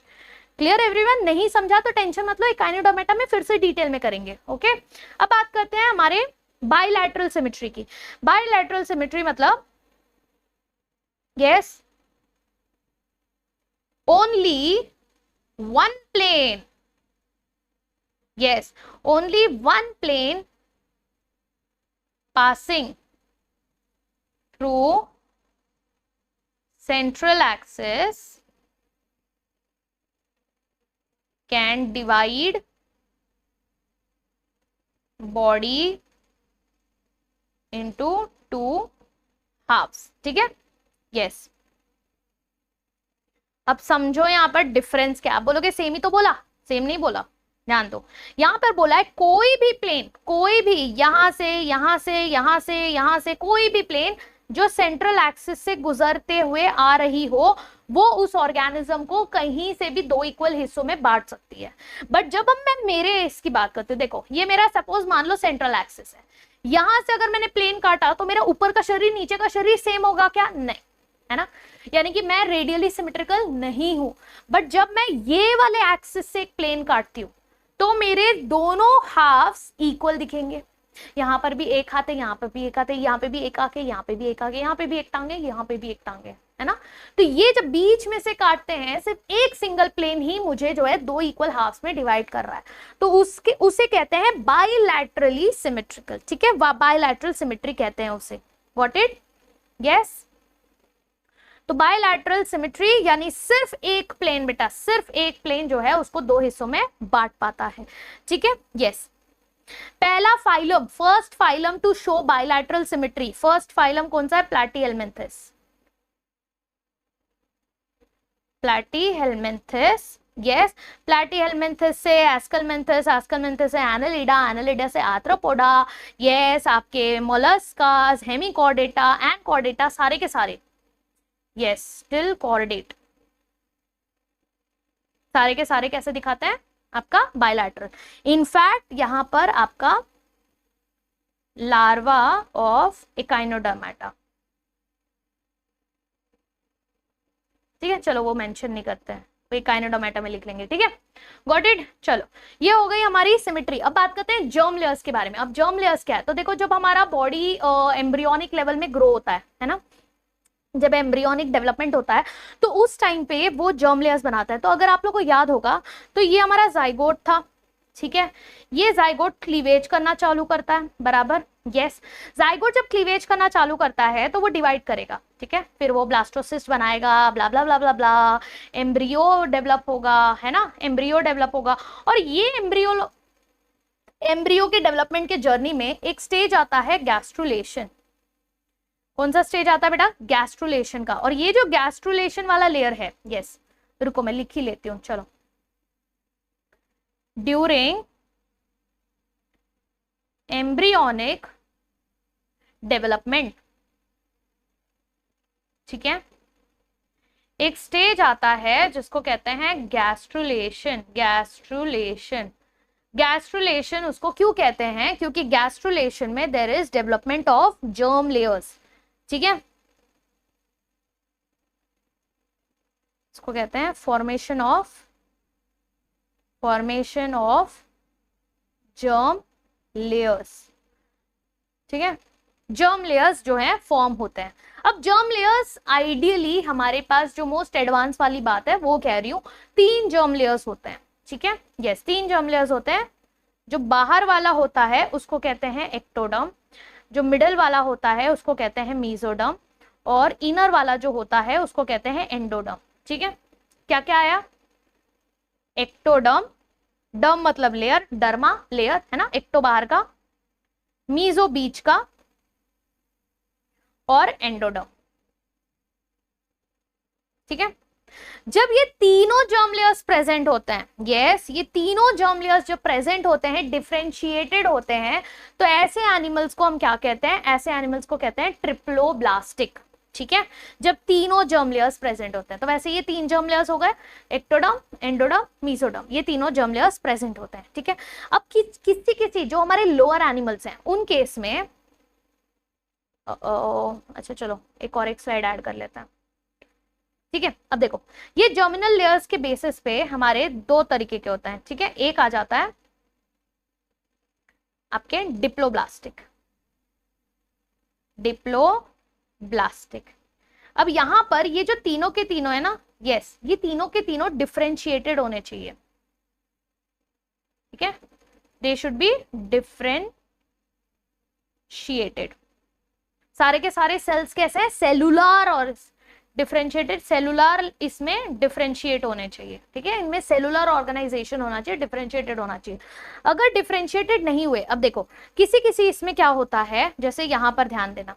ठीक है, यहां पर ध्यान दो, तो ये है आपका बाहर का एक्टोडर्म। ठीक है, बाहर का एक्टोडर्म, बाहर का, और ये है अंदर का एंडोडर्म। ठीक है, एंडोडर्म भी दिख रहा है, दिख रहा है, यस ये देखो ये अंदर का ब्लू वाला और ये बाहर का। अब ये जो बीच का है ना, अब बोलोगे मीजोडर्म, नहीं, यहां पे क्या हो रहा है बेटा, डिप्लोब्लास्टिक में जो मीजोडर्म होता है वो डिफरेंशिएटेड नहीं होता है। ठीक है, तो यहां पर डिप्लोब्लास्टिक में only 2 germ layers are present, सिर्फ 2 जर्म लेयर्स प्रेजेंट होते हैं डिप्लोब्लास्टिक में। ठीक है, जो कि है आपका एक्टोडर्म एंड एंडोडर्म। तो बोलोगे बीच का भी तो लेयर है, नहीं, बीच का जो लेयर है उसको कहते हैं मीजोग्लिया। मीजोग्लिया, ठीक है, बीच का जो लेयर है उसको क्या कहेंगे? मीजोग्लिया। ये मीजोग्लिया क्या है बेटा? बीच में तो है बट ये डिफरेंशिएटेड नहीं है, तो mesoderm is absent. Mesoderm is absent और उसके जगह पे yes undifferentiated, undifferentiated jelly like, कैसे होते हैं? अनडिफरेंशिएटेड जेली लाइक लेयर होता है जिसको कहते हैं मीजोग्लिया। ठीक है, ये किस में मिलेगा? डिप्लोब्लास्टिक एनिमल्स में मिलेगा। डिप्लोब्लास्टिक एनिमल्स में मीजोग्लिया प्रेजेंट होता है। ये कहां कहां पे मिलेगा? सीलेंट्रेटा, सीलेंट्रेट्स में मिलेगा एंड टीनोफोर्स में मिलेगा। टीनोफोर्स में ही आपका डिप्लोब्लास्टिक होगा। ठीक है, नेक्स्ट जो आते हैं वो होते हैं हमारे ट्रिप्लोब्लास्टिक। ट्रिप्लोब्लास्टिक, अब ट्रिप्लोब्लास्टिक के पास तीनों लेयर्स होंगे, 3 डिफरेंशिएटेड लेयर्स, 3 डिफरेंशिएटेड लेयर्स होंगे। ठीक है, जो कि है आपका एक्टो, एंडो, मीजो, तीनों ही जर्म लेयर्स इनके पास बकायदा अच्छे से प्रेजेंट होंगे। ठीक है, ये कहां कहां से होंगे? ये आपके प्लैटीहेलमिन्थस, प्लैटीहेलमिन्थस से चालू होंगे, यस, टू कॉर्डेट्स, सारे के सारे कैसे होंगे? आपके ट्रिप्लोब्लास्टिक होंगे। ठीक है, गुड, डन डन डन। चलो अब आते हैं बॉडी कैविटी एंड सीलोम को अंडरस्टैंड करते हैं। आखिर ये बॉडी कैविटी एंड सीलोम क्या है? Body cavity is nothing but उसी को सीलोम, सीलोम मतलब बॉडी कैविटी। ठीक है, तो बॉडी कैविटी हमारी बॉडी में प्रेजेंट होती है। ठीक है, अब आपको क्वेश्चन आना चाहिए था, यस अगर आप पहली बार पढ़ रहे हैं, नॉट फॉर द ड्रॉपर्स, कि मैम ये तो समझ में आ गया ये एक्टोडर्म है, ये चीज समझ में आया, एंडोडर्म है। ये आपको समझ में आ गया। चलो किसी में मीजोग्लिया होगा, किसी में मीजोडर्म होगा। जैसे यहाँ पर ये देखो, ये डिफरेंशिएटेड है मीजोडर्म में। ये क्या चीज है? ये है आपका ल्यूमेन। ये क्या है बेटा? ये ल्यूमेन है, आपके एलिमेंट्री कनाल का गैप है, ठीक है। यस, तो वो जो है वो आपकी कैविटी नहीं होगी। आप बोलोगे वो भी तो खाली कैविटी है, नहीं, उसको कैविटी कंसिडर मत करना, ठीक है। सीलोम अलग चीज हो गई। सीलोम क्या होता है? किसी किसी में प्रेजेंट ही नहीं होता, ठीक है। जैसे यहाँ ये देखो ध्यान से, यहाँ पर ये पूरा मीजोडर्म भरा हुआ है, इसके अंदर कोई कैविटी प्रेजेंट नहीं है, इसको कैविटी नहीं समझना है। ये क्या है? This is lumen, this is not cavity, okay. Yes, अब इसके बाहर एक और एक होता है, फिर आपके जो मीजोडर्म्स होते हैं ना, वो डिसाइड करते हैं कि उनको स्प्लिट ओपन करना है, ठीक है। They decide to split open. तो यहाँ पर ये थोड़े डिवाइड हो जाते हैं पाउचेस की तरफ, बहुत ऐसे रैंडमली पाउचेस की तरह प्रेजेंट होते हैं, जिसकी वजह से ये देखो इधर खाली जगह मिल गया, इधर खाली जगह बच गया, इधर खाली जगह बच गया, इधर खाली बच गया। ये सीलोम है, बट ये स्कैटर्ड के फॉर्म में, ठीक है। तो सीलोम है भी नहीं भी है ना। फिर यहाँ आते हैं, यहाँ पर देखना कितना बकायदा अच्छी तरीके से ये जो मीजोडर्म है, यस, यहाँ का जो मीजोडर्म है ये वाला, इसने कितने अच्छे से स्प्लिट ओपन किया है बीच में से। अब मान लो यहाँ से एक स्प्लिट ओपनिंग आई और यहाँ से एक स्प्लिट ओपनिंग आई, दिख रहा है? नहीं, ये देखो, मान लो यहां से एक स्प्लिट ओपनिंग हुई और यहां से एक स्प्लिट ओपनिंग हुई, ठीक है। तो डोंट यू थिंक कि ये फिर ऐसा दिखने लगेगा? ये देखो, यहाँ पे एक स्लिट ओपनिंग, यहाँ पे एक स्लिट ओपनिंग, तो इसको कहते हैं सीलोम। ये है आपका सीलोम, समझ में आया? Yes, clear everyone? आ जाओ लिखते हैं। तो बॉडी कैविटी यानी कि सीलोम जो होते हैं, यस, तो यहाँ पर हमारे बॉडी के अंदर, यस, कोई भी जो इंटरनल स्पेस होता है, yes, so these coeloms are nothing but any internal space or series of space, ठीक है, बॉडी के अंदर। इसी को कहते हैं सीलोम, यानी कि बॉडी की कैविटी। अब सीलोम जो होते हैं ये क्यों प्रेजेंट हैं? क्या जरूरत है हमें मीजोडर्म को स्प्लिट करने की? क्योंकि अब जब आप बड़े हो रहे हो, एनिमल्स डेवलप हो रहे हैं, ऑर्गन से ऑर्गन सिस्टम बन रहे हैं, तो भाई ऑर्गन्स को फिट करने के लिए जगह भी तो चाहिए। आप थोड़ी एलिमेंट्री कनाल के बीच में हार्ट को फिट कर दोगे, नहीं ना। हार्ट को तो अपनी जगह चाहिए कि नहीं चाहिए, लंग्स को अपनी जगह चाहिए, लिवर को अपना जगह चाहिए। तो ये जगह कैसे आएगा? ये जगह आपके बॉडी की कैविटी के अंदर आएगा, ठीक है। इसीलिए जो एडवांस एनिमल्स है उनके पास कैविटी प्रेजेंट है, ये ऑर्गन्स को फिट करने के लिए। Is this clear? Yes. So coelom जो होते हैं बेटा, सीलोम्स जो हैं, these are basically, yes, coelom contains आपके most of the visceral organs, ठीक है। Yes, visceral organs, and is lined by mesoderm. किससे लाइंड है? Mesoderm on all sides. But क्या सब में ऐसा है? क्या सब में ऐसा है? नहीं। हमने सिर्फ किस में देखा? सिर्फ इधर देखा कि अरे मीजोडर्म तो हर जगह से कवर्ड कर रहा है, बट क्या इसमें दिखा? नहीं। क्या इसमें दिखा? नहीं। और इसी तरीके से हमारे पास तीन तरीके के आ जाते हैं सीलोम्स, ठीक है। एक आ जाता है आपका असीलोमेट, ठीक है। एक आ गया जिनके पास है ही नहीं,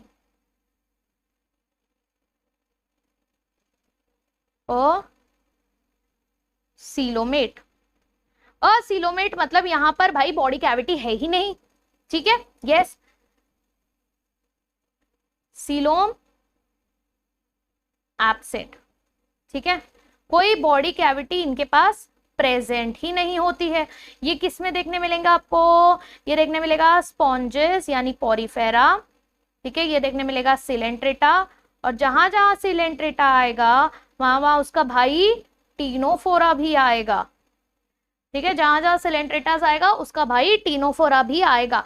बट यहाँ पर एक और एक चीज है, ऑल्दो प्लैटीहेलमिन्थस ऑर्गन सिस्टम थे, जस्ट ऑर्गन बनना चालू हुआ था, तब तक इनको ये चीज रियलाइज नहीं हुई थी कि भाई कुछ तो करना पड़ेगा, है ना। यस, क्या करना पड़ेगा? कुछ तो सिस्टम में लाना पड़ेगा। तो पहले ऑर्गन बन गया था, तो तभी रिक्वायरमेंट नहीं थी स्प्लिट ओपन करने की, इसीलिए हमारे प्लैटीहेल्मिन्थस भी इधर ही आ जाते हैं। ठीक है, प्लैटीहेल्मिन्थस भी आपके असीलोमेट में ही आ जाते हैं। ऑल्दो प्लैटीहेल्मिन्थस ट्रिप्लोब्लास्टिक थे, फिर भी वो असीलोमेट है। ठीक है, यस। फिर बात करते हैं हम सूडोसीलोमेट की, झूठा सीलोम। झूठा सीलोम, सूडोसीलोमेट मतलब क्या? False coelom. क्या सीलोम? False coelom. सूडो मतलब क्या? झूठा। अब झूठे लोग कैसे होते हैं? झूठे लोग होते हैं जहां पर ये वाले, जहां पर यहां पर ये देखो, कैविटी के नाम पे कुछ भी स्कैटर कर दिया, कुछ ऑर्गेनाइज नहीं है। हमको तो ऑर्गेनाइज चीजें अच्छी नहीं लगती है ना, यस। तो यहां पर बॉडी कैविटी और सीलोम जो है, yes, body cavity is present. ठीक है, बॉडी कैविटी प्रेजेंट है, बट ये ट्रू सीलोम नहीं है। क्यों? क्योंकि हमको चाहिए था मीजोडर्म कवर करना चाहिए दोनों तरफ से। यस, यहाँ पर तो देखो, यहाँ पे तो दोनों तरफ से कवर्ड नहीं है। यहाँ पे अगर देखेंगे यहाँ चीज, तो ये तो एक्टोडर्म दिख रहा है, एंडोडर्म इधर आ रहा है, इधर कहाँ मीजोडर्म है? नहीं है, राइट। तो यहाँ पर although body cavity is present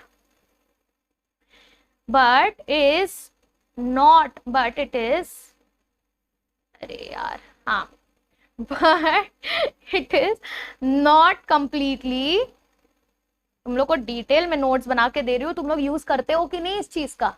पूरा लिख लिख के, एक एक लाइन लिख लिख के दे रही हूँ मैं, एनसीईआरटी छप जाएगी इसमें। Yes, but they are not completely lined by, yes, they are not completely lined by mesoderm.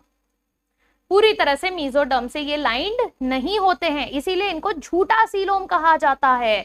कौन होंगे? One and only phylum, that is Aschelminthes. एक लौता फाइलम जो कि सूडोसीलोमेट होता है, वो है आपका एस्कलमेंथिस। समझ में आया? चलो, अरे एक और एक रह गया है। हाँ, फिर बात करते हैं हमारे ट्रू सीलोम की। ठीक है, जो ट्रू सीलोम होते हैं उनको कहते हैं यू सीलोम, यू सीलोमेट, और you can also called them as simply coelomate. ठीक है, यस, यू मतलब ट्रू सीलोम। यहां पे क्या दिख रहा है? सही सीलोम, एकदम परफेक्ट सीलोम जैसा हमको चाहिए वैसा ही। और उसका क्या क्राइटेरिया है बेटा? ट्रू सीलोम का क्या क्राइटेरिया है? यस, यहां पर दोनों तरफ से, yes, it is covered by mesoderm, है ना। Coelom is lined by mesoderm on all sides. Her side से, हर तरफ से सीलोम जो है एक लाइनिंग मेंटेन करके अरे मीजोडर्म जो है लाइनिंग मेंटेन करके रखता है। तो मीजोडर्म एम्ब्रियो का जो है, यस, उसको रियलाइज हुआ, पहले तो प्लैटीहेल्मिन्थस में रियलाइज ही नहीं हुआ कि यार कैविटी बनाने की जगह है, ऑर्गन तो बन गए। फिर एस्कलमेंथिस में जब ऑर्गन सिस्टम बनने लगे ना, तो सीलोम अचानक से स्कैटर हो गया, सूडोसीलोम बन गया। फिर रियलाइज किया यार थोड़ा सिस्टमैटिक बना लेते हैं, क्योंकि ऑर्गन सिस्टम अब और कॉम्प्लेक्स होने वाला है। फिर आपके एस्कलमेंथिस के बाद एनालिडा से रियलाइज हुआ कि प्रॉपर सीलोम बनना चालू हो गया, जहां पर मीजोडर्म एक प्रॉपर कवरिंग दे रहा है। ठीक है, so mesoderm of the embryo provides a cellular lining called, इसको कहते हैं coelomic epithelium. Yes, coelomic epithelium या फिर पेरिटोनियम आप कह सकते हो। एक बाहर का पेरिटोनियम, एक अंदर का पेरिटोनियम टू द कैविटी। ठीक है, और ये जो सीलोम होता है, इसके अंदर सीलोमिक फ्लूइड प्रेजेंट होता है, जो कि यही पेरिटोनियम सिक्रीट करता है, और इसी के अंदर आपके क्या प्रेजेंट होते हैं? ऑर्गन्स प्रेजेंट होते हैं। समझ में आया? Yes, clear everyone? तो यहां पर अगर हम ड्रॉ करेंगे तो आपका ये आ जाएगा एक्टोडर्म। ठीक है, ये आ गया आपका एक्टोडर्म। ओके, एक्टोडर्म, और ये आ गया आपका एंडोडर्म। ठीक है, ये आ गया आपका एंडोडर्म। अब आ जाएगा आपका मीजोडर्म, यहां से भी। ठीक है, बहुत ही खराब बना दिया मैंने, अरे रे खराब कर दिया मैंने। ये देखो यहाँ, रुको ऐसे नहीं बनाती हूँ, ऐसे बना देती हूँ। ये देखो, ये आ गया आपका इधर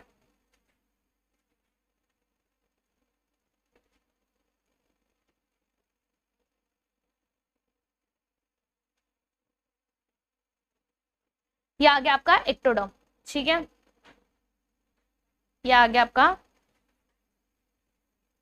एंडोडर्म। ओके, अब बनाते हैं हम मीजोडर्म।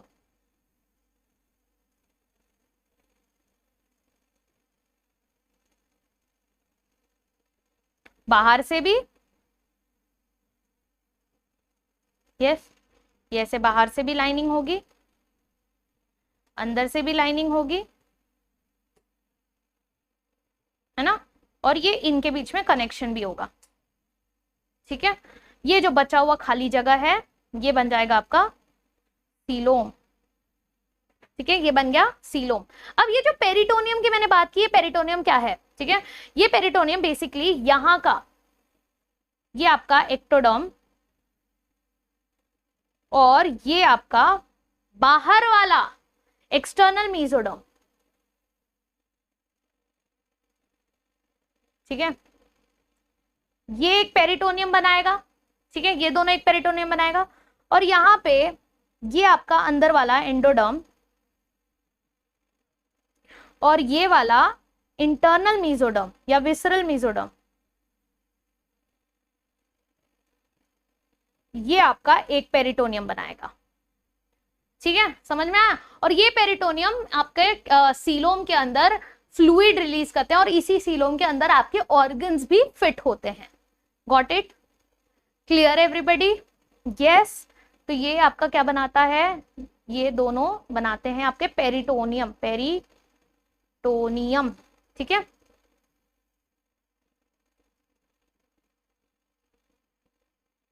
क्लियर, पेरिटोनियम लिख दिया मैंने यहाँ पे। ओके, चल, ये कौन कौन से फाइलम में देखने मिलेगा, ये हमको कहां से देखने मिलेगा, एनालिडा से, एनालिडा, आर्थ्रोपोडा एंड मोलस। अच्छा, इसमें भी दो टाइप्स होते हैं ना, वो लिख लेती हूँ मैं, चलो आ जाओ। इसमें भी ना बेटा दो तरीके के टाइप्स होते हैं। अब ये स्प्लिटिंग जो हमने बोला है कि कैसे स्प्लिटिंग हो रही है, आ जाओ वो भी बता ही देती हूँ। वैसे वो थोड़ा आउट ऑफ सिलेबस हो जाएगा बट बता देती हूँ मैं, क्योंकि इंपॉर्टेंट है ना, जानना इंपॉर्टेंट है। अब इसमें दो तरीके की ओपनिंग्स, मॉक टेस्ट में इसमें क्वेश्चंस आ सकते हैं, इसीलिए तुम लोग वो वर्ड देख के खौफ नहीं आना चाहिए, इसीलिए मैं बता रही हूँ। ओके, अब ये जो यू सिलोमेट होते हैं ये दो तरीके के होते हैं, ठीक है, दो तरीके के। अब हमने बोला कि मीजोडर्म डिवाइड करता है, मीजोडर्म कैसे डिवाइड कर रहा है उस हिसाब से दो तरीके के हैं।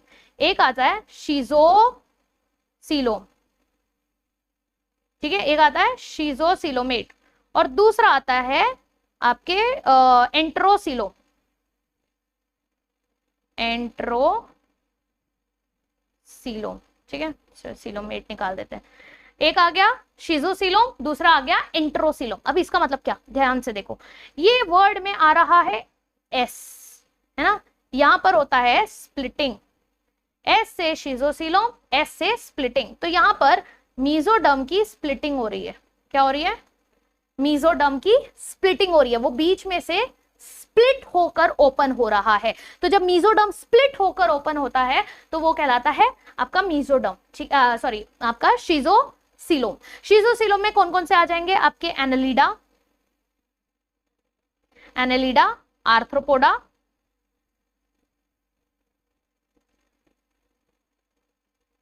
यस, और आपके मोलस्क, ठीक है, मोलस्क। ये पहला तरीका था कि यार एक काम करो, मीजोडर्म को स्प्लिट ओपन कर दो, बीच में से फट गया और ये सीलोम आ गया। फिर बाद में रियलाइज किया नहीं, थोड़ा और एडवांस जो है तरीका आना चाहिए, और फिर आए हमारे एंट्रोसीलोम। अब एंट्रोसीलोम क्या है, यहाँ पर आपके जो वॉल्स है ना, आपके एम्ब्रियोनिक गट के, ये जो गट है आपका, ये एंडोडर्म के इसमें, इसके अंदर जो गट है, ये गट के जो वॉल्स हैं, इन लोग क्या कर रहे थे, यस, तो what is embryonic gut, that is also called as enteron, ठीक है, यस। तो ये जो एंट्रॉन है उससे वॉल्स निकल रहे थे, यस, हॉलो आउटग्रोथ्स हो रहे थे ऑन दी एंडोडर्म, ठीक है। तो ये जो आउटग्रोथ्स हो रहे थे, पाउचेस निकल रहे थे, उसके वजह से मीजोडर्म बनते जा रहा था, ठीक है, यस। ये थोड़ा समझने को कॉम्प्लेक्स लगता है बट बेसिक सिंपल याद रखना। एंट्रोसीलोम मतलब यहां पर आपके जो मीजोडर्म होते हैं, दे डोंट स्प्लिट ओपन, ये धीरे धीरे डेवलप करते हैं, they arises from the wall of enteron. Enteron क्या होता है? एंटरॉन का मतलब होता है आपका एम्ब्रियोनिक गट। एम्ब्रियोनिक गट जो होता है उससे, ठीक है। और वो आउटग्रोथ कैसे हो रही है? As hollow pouches, as hollow outgrowths या फिर पाउचेस, ठीक है। यस, उससे ये डेवलपमेंट हो रहा है, उससे मीजोडम बन रहा है। ये थोड़ा एडवांस मेथड हो गया, इसीलिए यहाँ पर मोलस के बाद एकाइनोडर्मेटा आते हैं, और एकाइनोडर्मेटा के साथ एकाइनोडर्मेटा, यस, एंड आपके जो भी मतलब एकाइनोडर्मेटा एंड जितने भी कॉर्डेट्स हैं, हम लोग भी, यस, हम लोग भी सबके सब कैसे हैं? हमारे एंट्रोसीलोम है, ठीक है। समझ में आया? यस, चलो, तो ये हो गया हमारे बॉडी कैविटी, समझ में आ गई। अब नेक्स्ट आते हैं सेगमेंटेशन। देखो कितना डिटेल है एनिमल किंगडम में, बट बहुत आराम आराम से पढ़ा रही हूं मैं, ताकि आप लोग को बिल्कुल भी ऐसा ओवरवेलमिंग ना लगे कि अरे ये सब क्या टर्म्स है। बहुत आराम आराम से कर रहे हैं हम लोग, ठीक है। अब बात करते हैं बेटा सेगमेंटेशन की। सेगमेंटेशन बहुत सिंपल है, इसमें ज्यादा कुछ नहीं है। सेगमेंटेशन मतलब सेगमेंट, बॉडी में सेगमेंट्स हो रहे हैं, ठीक है, बॉडी डिवाइड हो रही है सेगमेंट में। जैसे यहाँ पर ये इस तरीके से बॉडी क्या हो रही है, इस तरीके से आप देखते हो ना, कोई कोई एनिमल ऐसा सेगमेंटेड दिखता है ना, कोई कोई एनिमल इस तरीके से सेगमेंटेड दिखता है। तो ये बाहर से जो सेगमेंटेशन दिख रही है, यस, तो ये हो गई सेगमेंटेशन। अब कभी कभी पता है क्या हो जाता है, किसी किसी एनिमल में ये सेगमेंटेशन से बाहर से दिखती है, अंदर से एकदम स्मूथ होती है, तो इसको कहते हैं फॉल सेगमेंटेशन। समझ में आया? इसको कहते हैं फॉल सेगमेंटेशन, बाहर से कुछ और अंदर से कुछ और, यस, तो वो हो गया फॉल सेगमेंटेशन। तो ऐसे हमारे दो तरीके के सेगमेंटेशंस आ जाते हैं। एक पहला आ जाता है जहां पर, तो सेगमेंटेशन होता क्या है, where body is divided into parts और सेगमेंट्स, ठीक है, यस, तो उसको कहते हैं सेगमेंटेशन।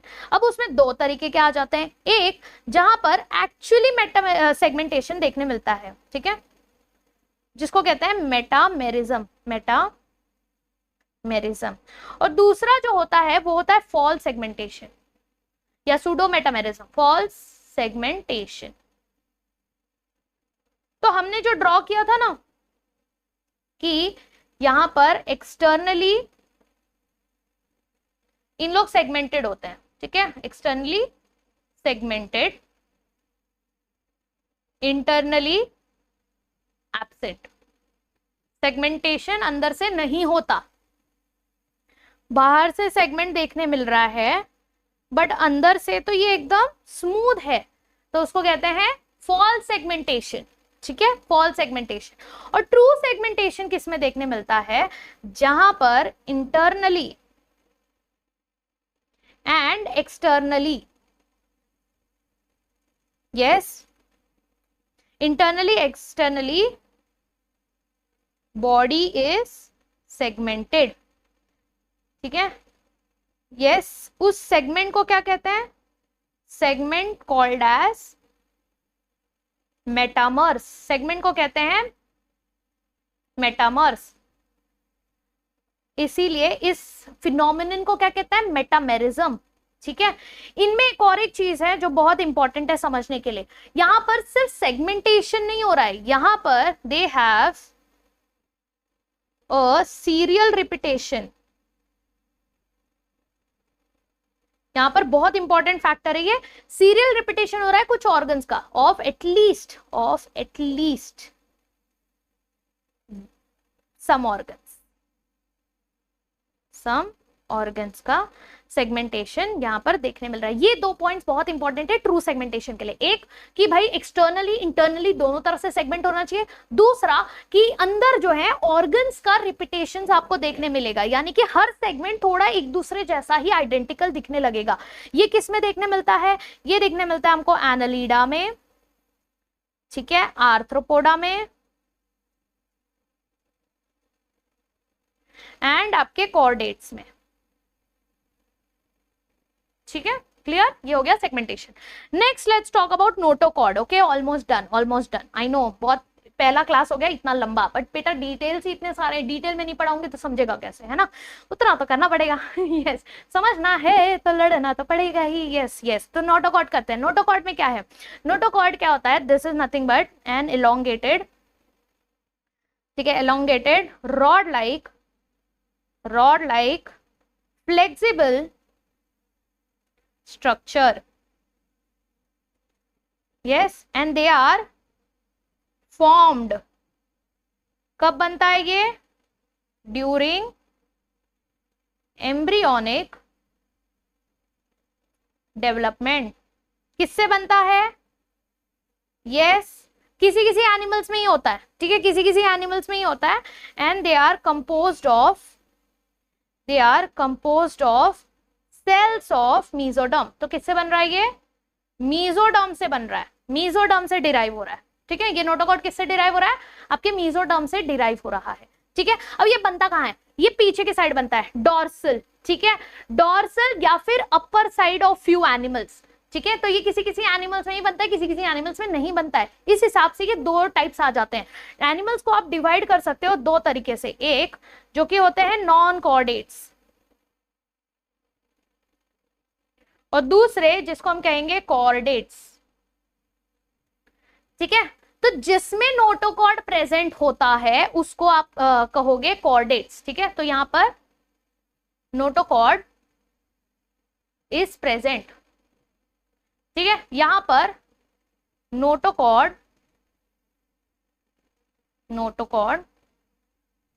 नहीं है, एब्सेंट है, इज एब्सेंट।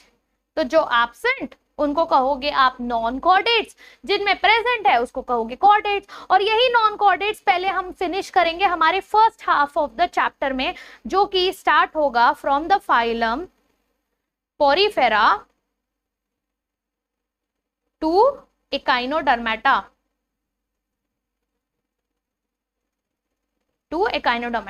ठीक है।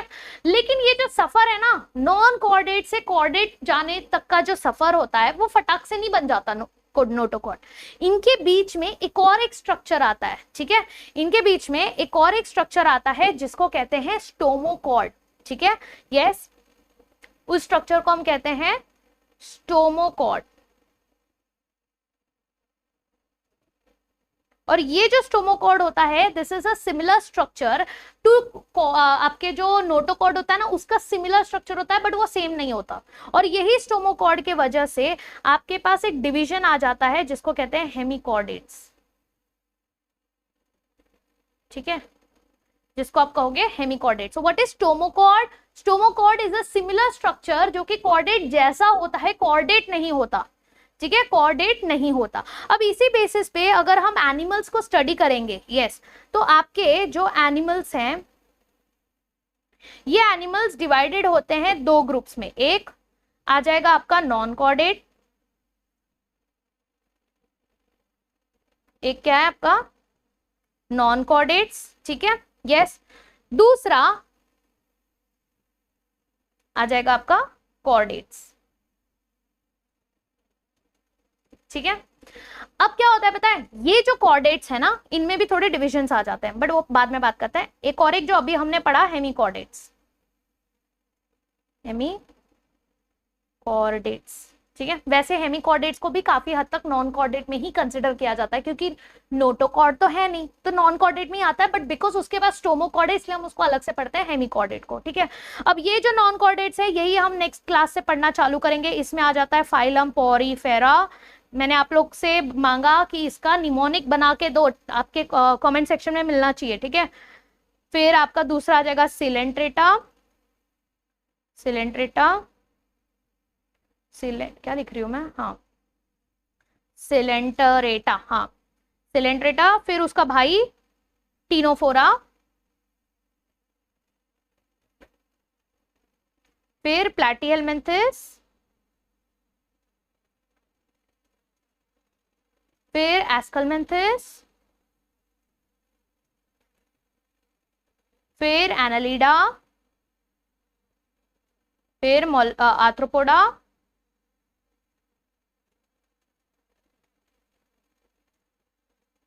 फिर मोलस्का, और फिर एकाइनोडर्मेटा, है ना, ये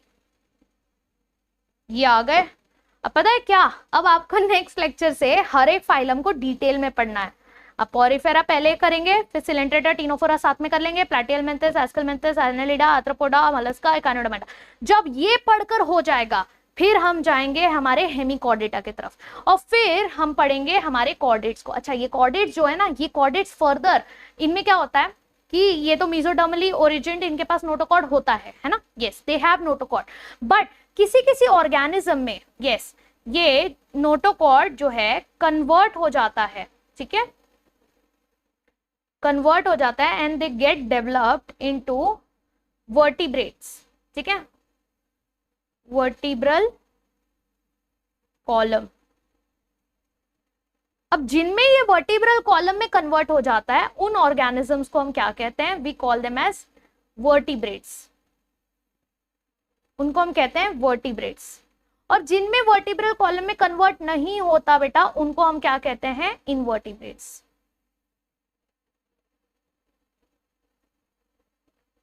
समझ में आया? यस तो हमारे chordates are further divided into invertebrate, जिनके पास वर्टिब्रल कॉलम नहीं है, और जिनके पास वर्टिब्रल कॉलम है उनको कहेंगे vertebrates. And that's it, here we are done with our पूरा बेसिस ऑफ क्लासिफिकेशन। और देख लिया हमने कि एनिमल्स कितने पार्ट्स में डिवाइडेड होंगे और हमको इसमें किस में पढ़ना है, ठीक है। यस बस ये याद रखना, हेमिकॉर्डेटा में क्या प्रेजेंट था, स्टोमोकॉर्ड, स्टोमोकॉर्ड प्रेजेंट था। स्टोमोकॉर्ड क्या होता है भाई, आपका हॉलो ट्यूब होता है जो कि सिमिलर होता है, फ्लेक्सिबल ट्यूब ही होता है, जो नोटोकॉर्ड जैसा होता है बट उसके जैसा नहीं होता। क्लियर? चलो देखिए, और we are done with our lecture number 1। अब लेक्चर नंबर 2 होगा और हम पढ़ेंगे हमारे नॉन कॉर्डेट्स का सबसे पहला फाइलम पोरीफेरा। तो फाइलम पोरीफेरा के लिए रेडी हो जाओ। उससे पहले अभी तक जितना किया है बहुत कुछ किया है। बेसिस ऑफ क्लासिफिकेशन से कंफर्म 4 मार्क्स आता है, तो 4 मार्क्स पॉकेट में आ जाने चाहिए। बहुत डिटेल में, बहुत आराम से, एकदम शिद्दत से मैंने एक एक शब्द, एक लाइन बहुत आराम से आपको पढ़ाई है। आई डोंट थिंक ये लेक्चर देखने के बाद किसी को भी इसमें कोई भी डाउट होगा, और अगर डाउट है कमेंट्स में कर दो यस। और इसके पोल्स आपको टेलीग्राम चैनल पे मिल जाएंगे, तो वो पोल्स अटेम्प्ट जरूर करिएगा, ठीक है। And also be updated with the DPPs, be updated with whatever we have done before and keep revising the notes। मैं आपको हर एक, आप देखोगे बहुत डिटेल में, मैं चाहती तो बहुत शॉर्ट में लिख सकती थी, बट मैं बहुत ही डिटेल्ड आपको हैंड रिटन नोट्स प्रोवाइड करा रही हूँ, जिसकी वजह से आपको ज्यादा टाइम नहीं लगेगा हैंड रिटन नोट्स बनाने में। तो please make use of that time, शिद्दत से आराम से बैठ के वो सारी चीजें पढ़ लो। कोई भी डाउट है मुझे कमेंट्स में कर दो, नहीं तो टेलीग्राम चैनल तो ओपन है ही आप लोग के लिए, उसमें आप ग्रुप में डाल सकते हो कोई भी डाउट है तो, ठीक है। नोट्स आपको मिल जाएंगे। And that's it from my side for today guys. कल मिलते हैं पोरीफेरा पढ़ने के लिए। उससे पहले बेसिस ऑफ क्लासिफिकेशन एकदम मस्त झकास तरीके से कंप्लीट कर लेना है, ठीक है। So all my awesome future doctors, please do that. Yes bio hankers, and मिलते हैं हम लोग नेक्स्ट क्लास में। Till then tata, bye bye, take care and see you.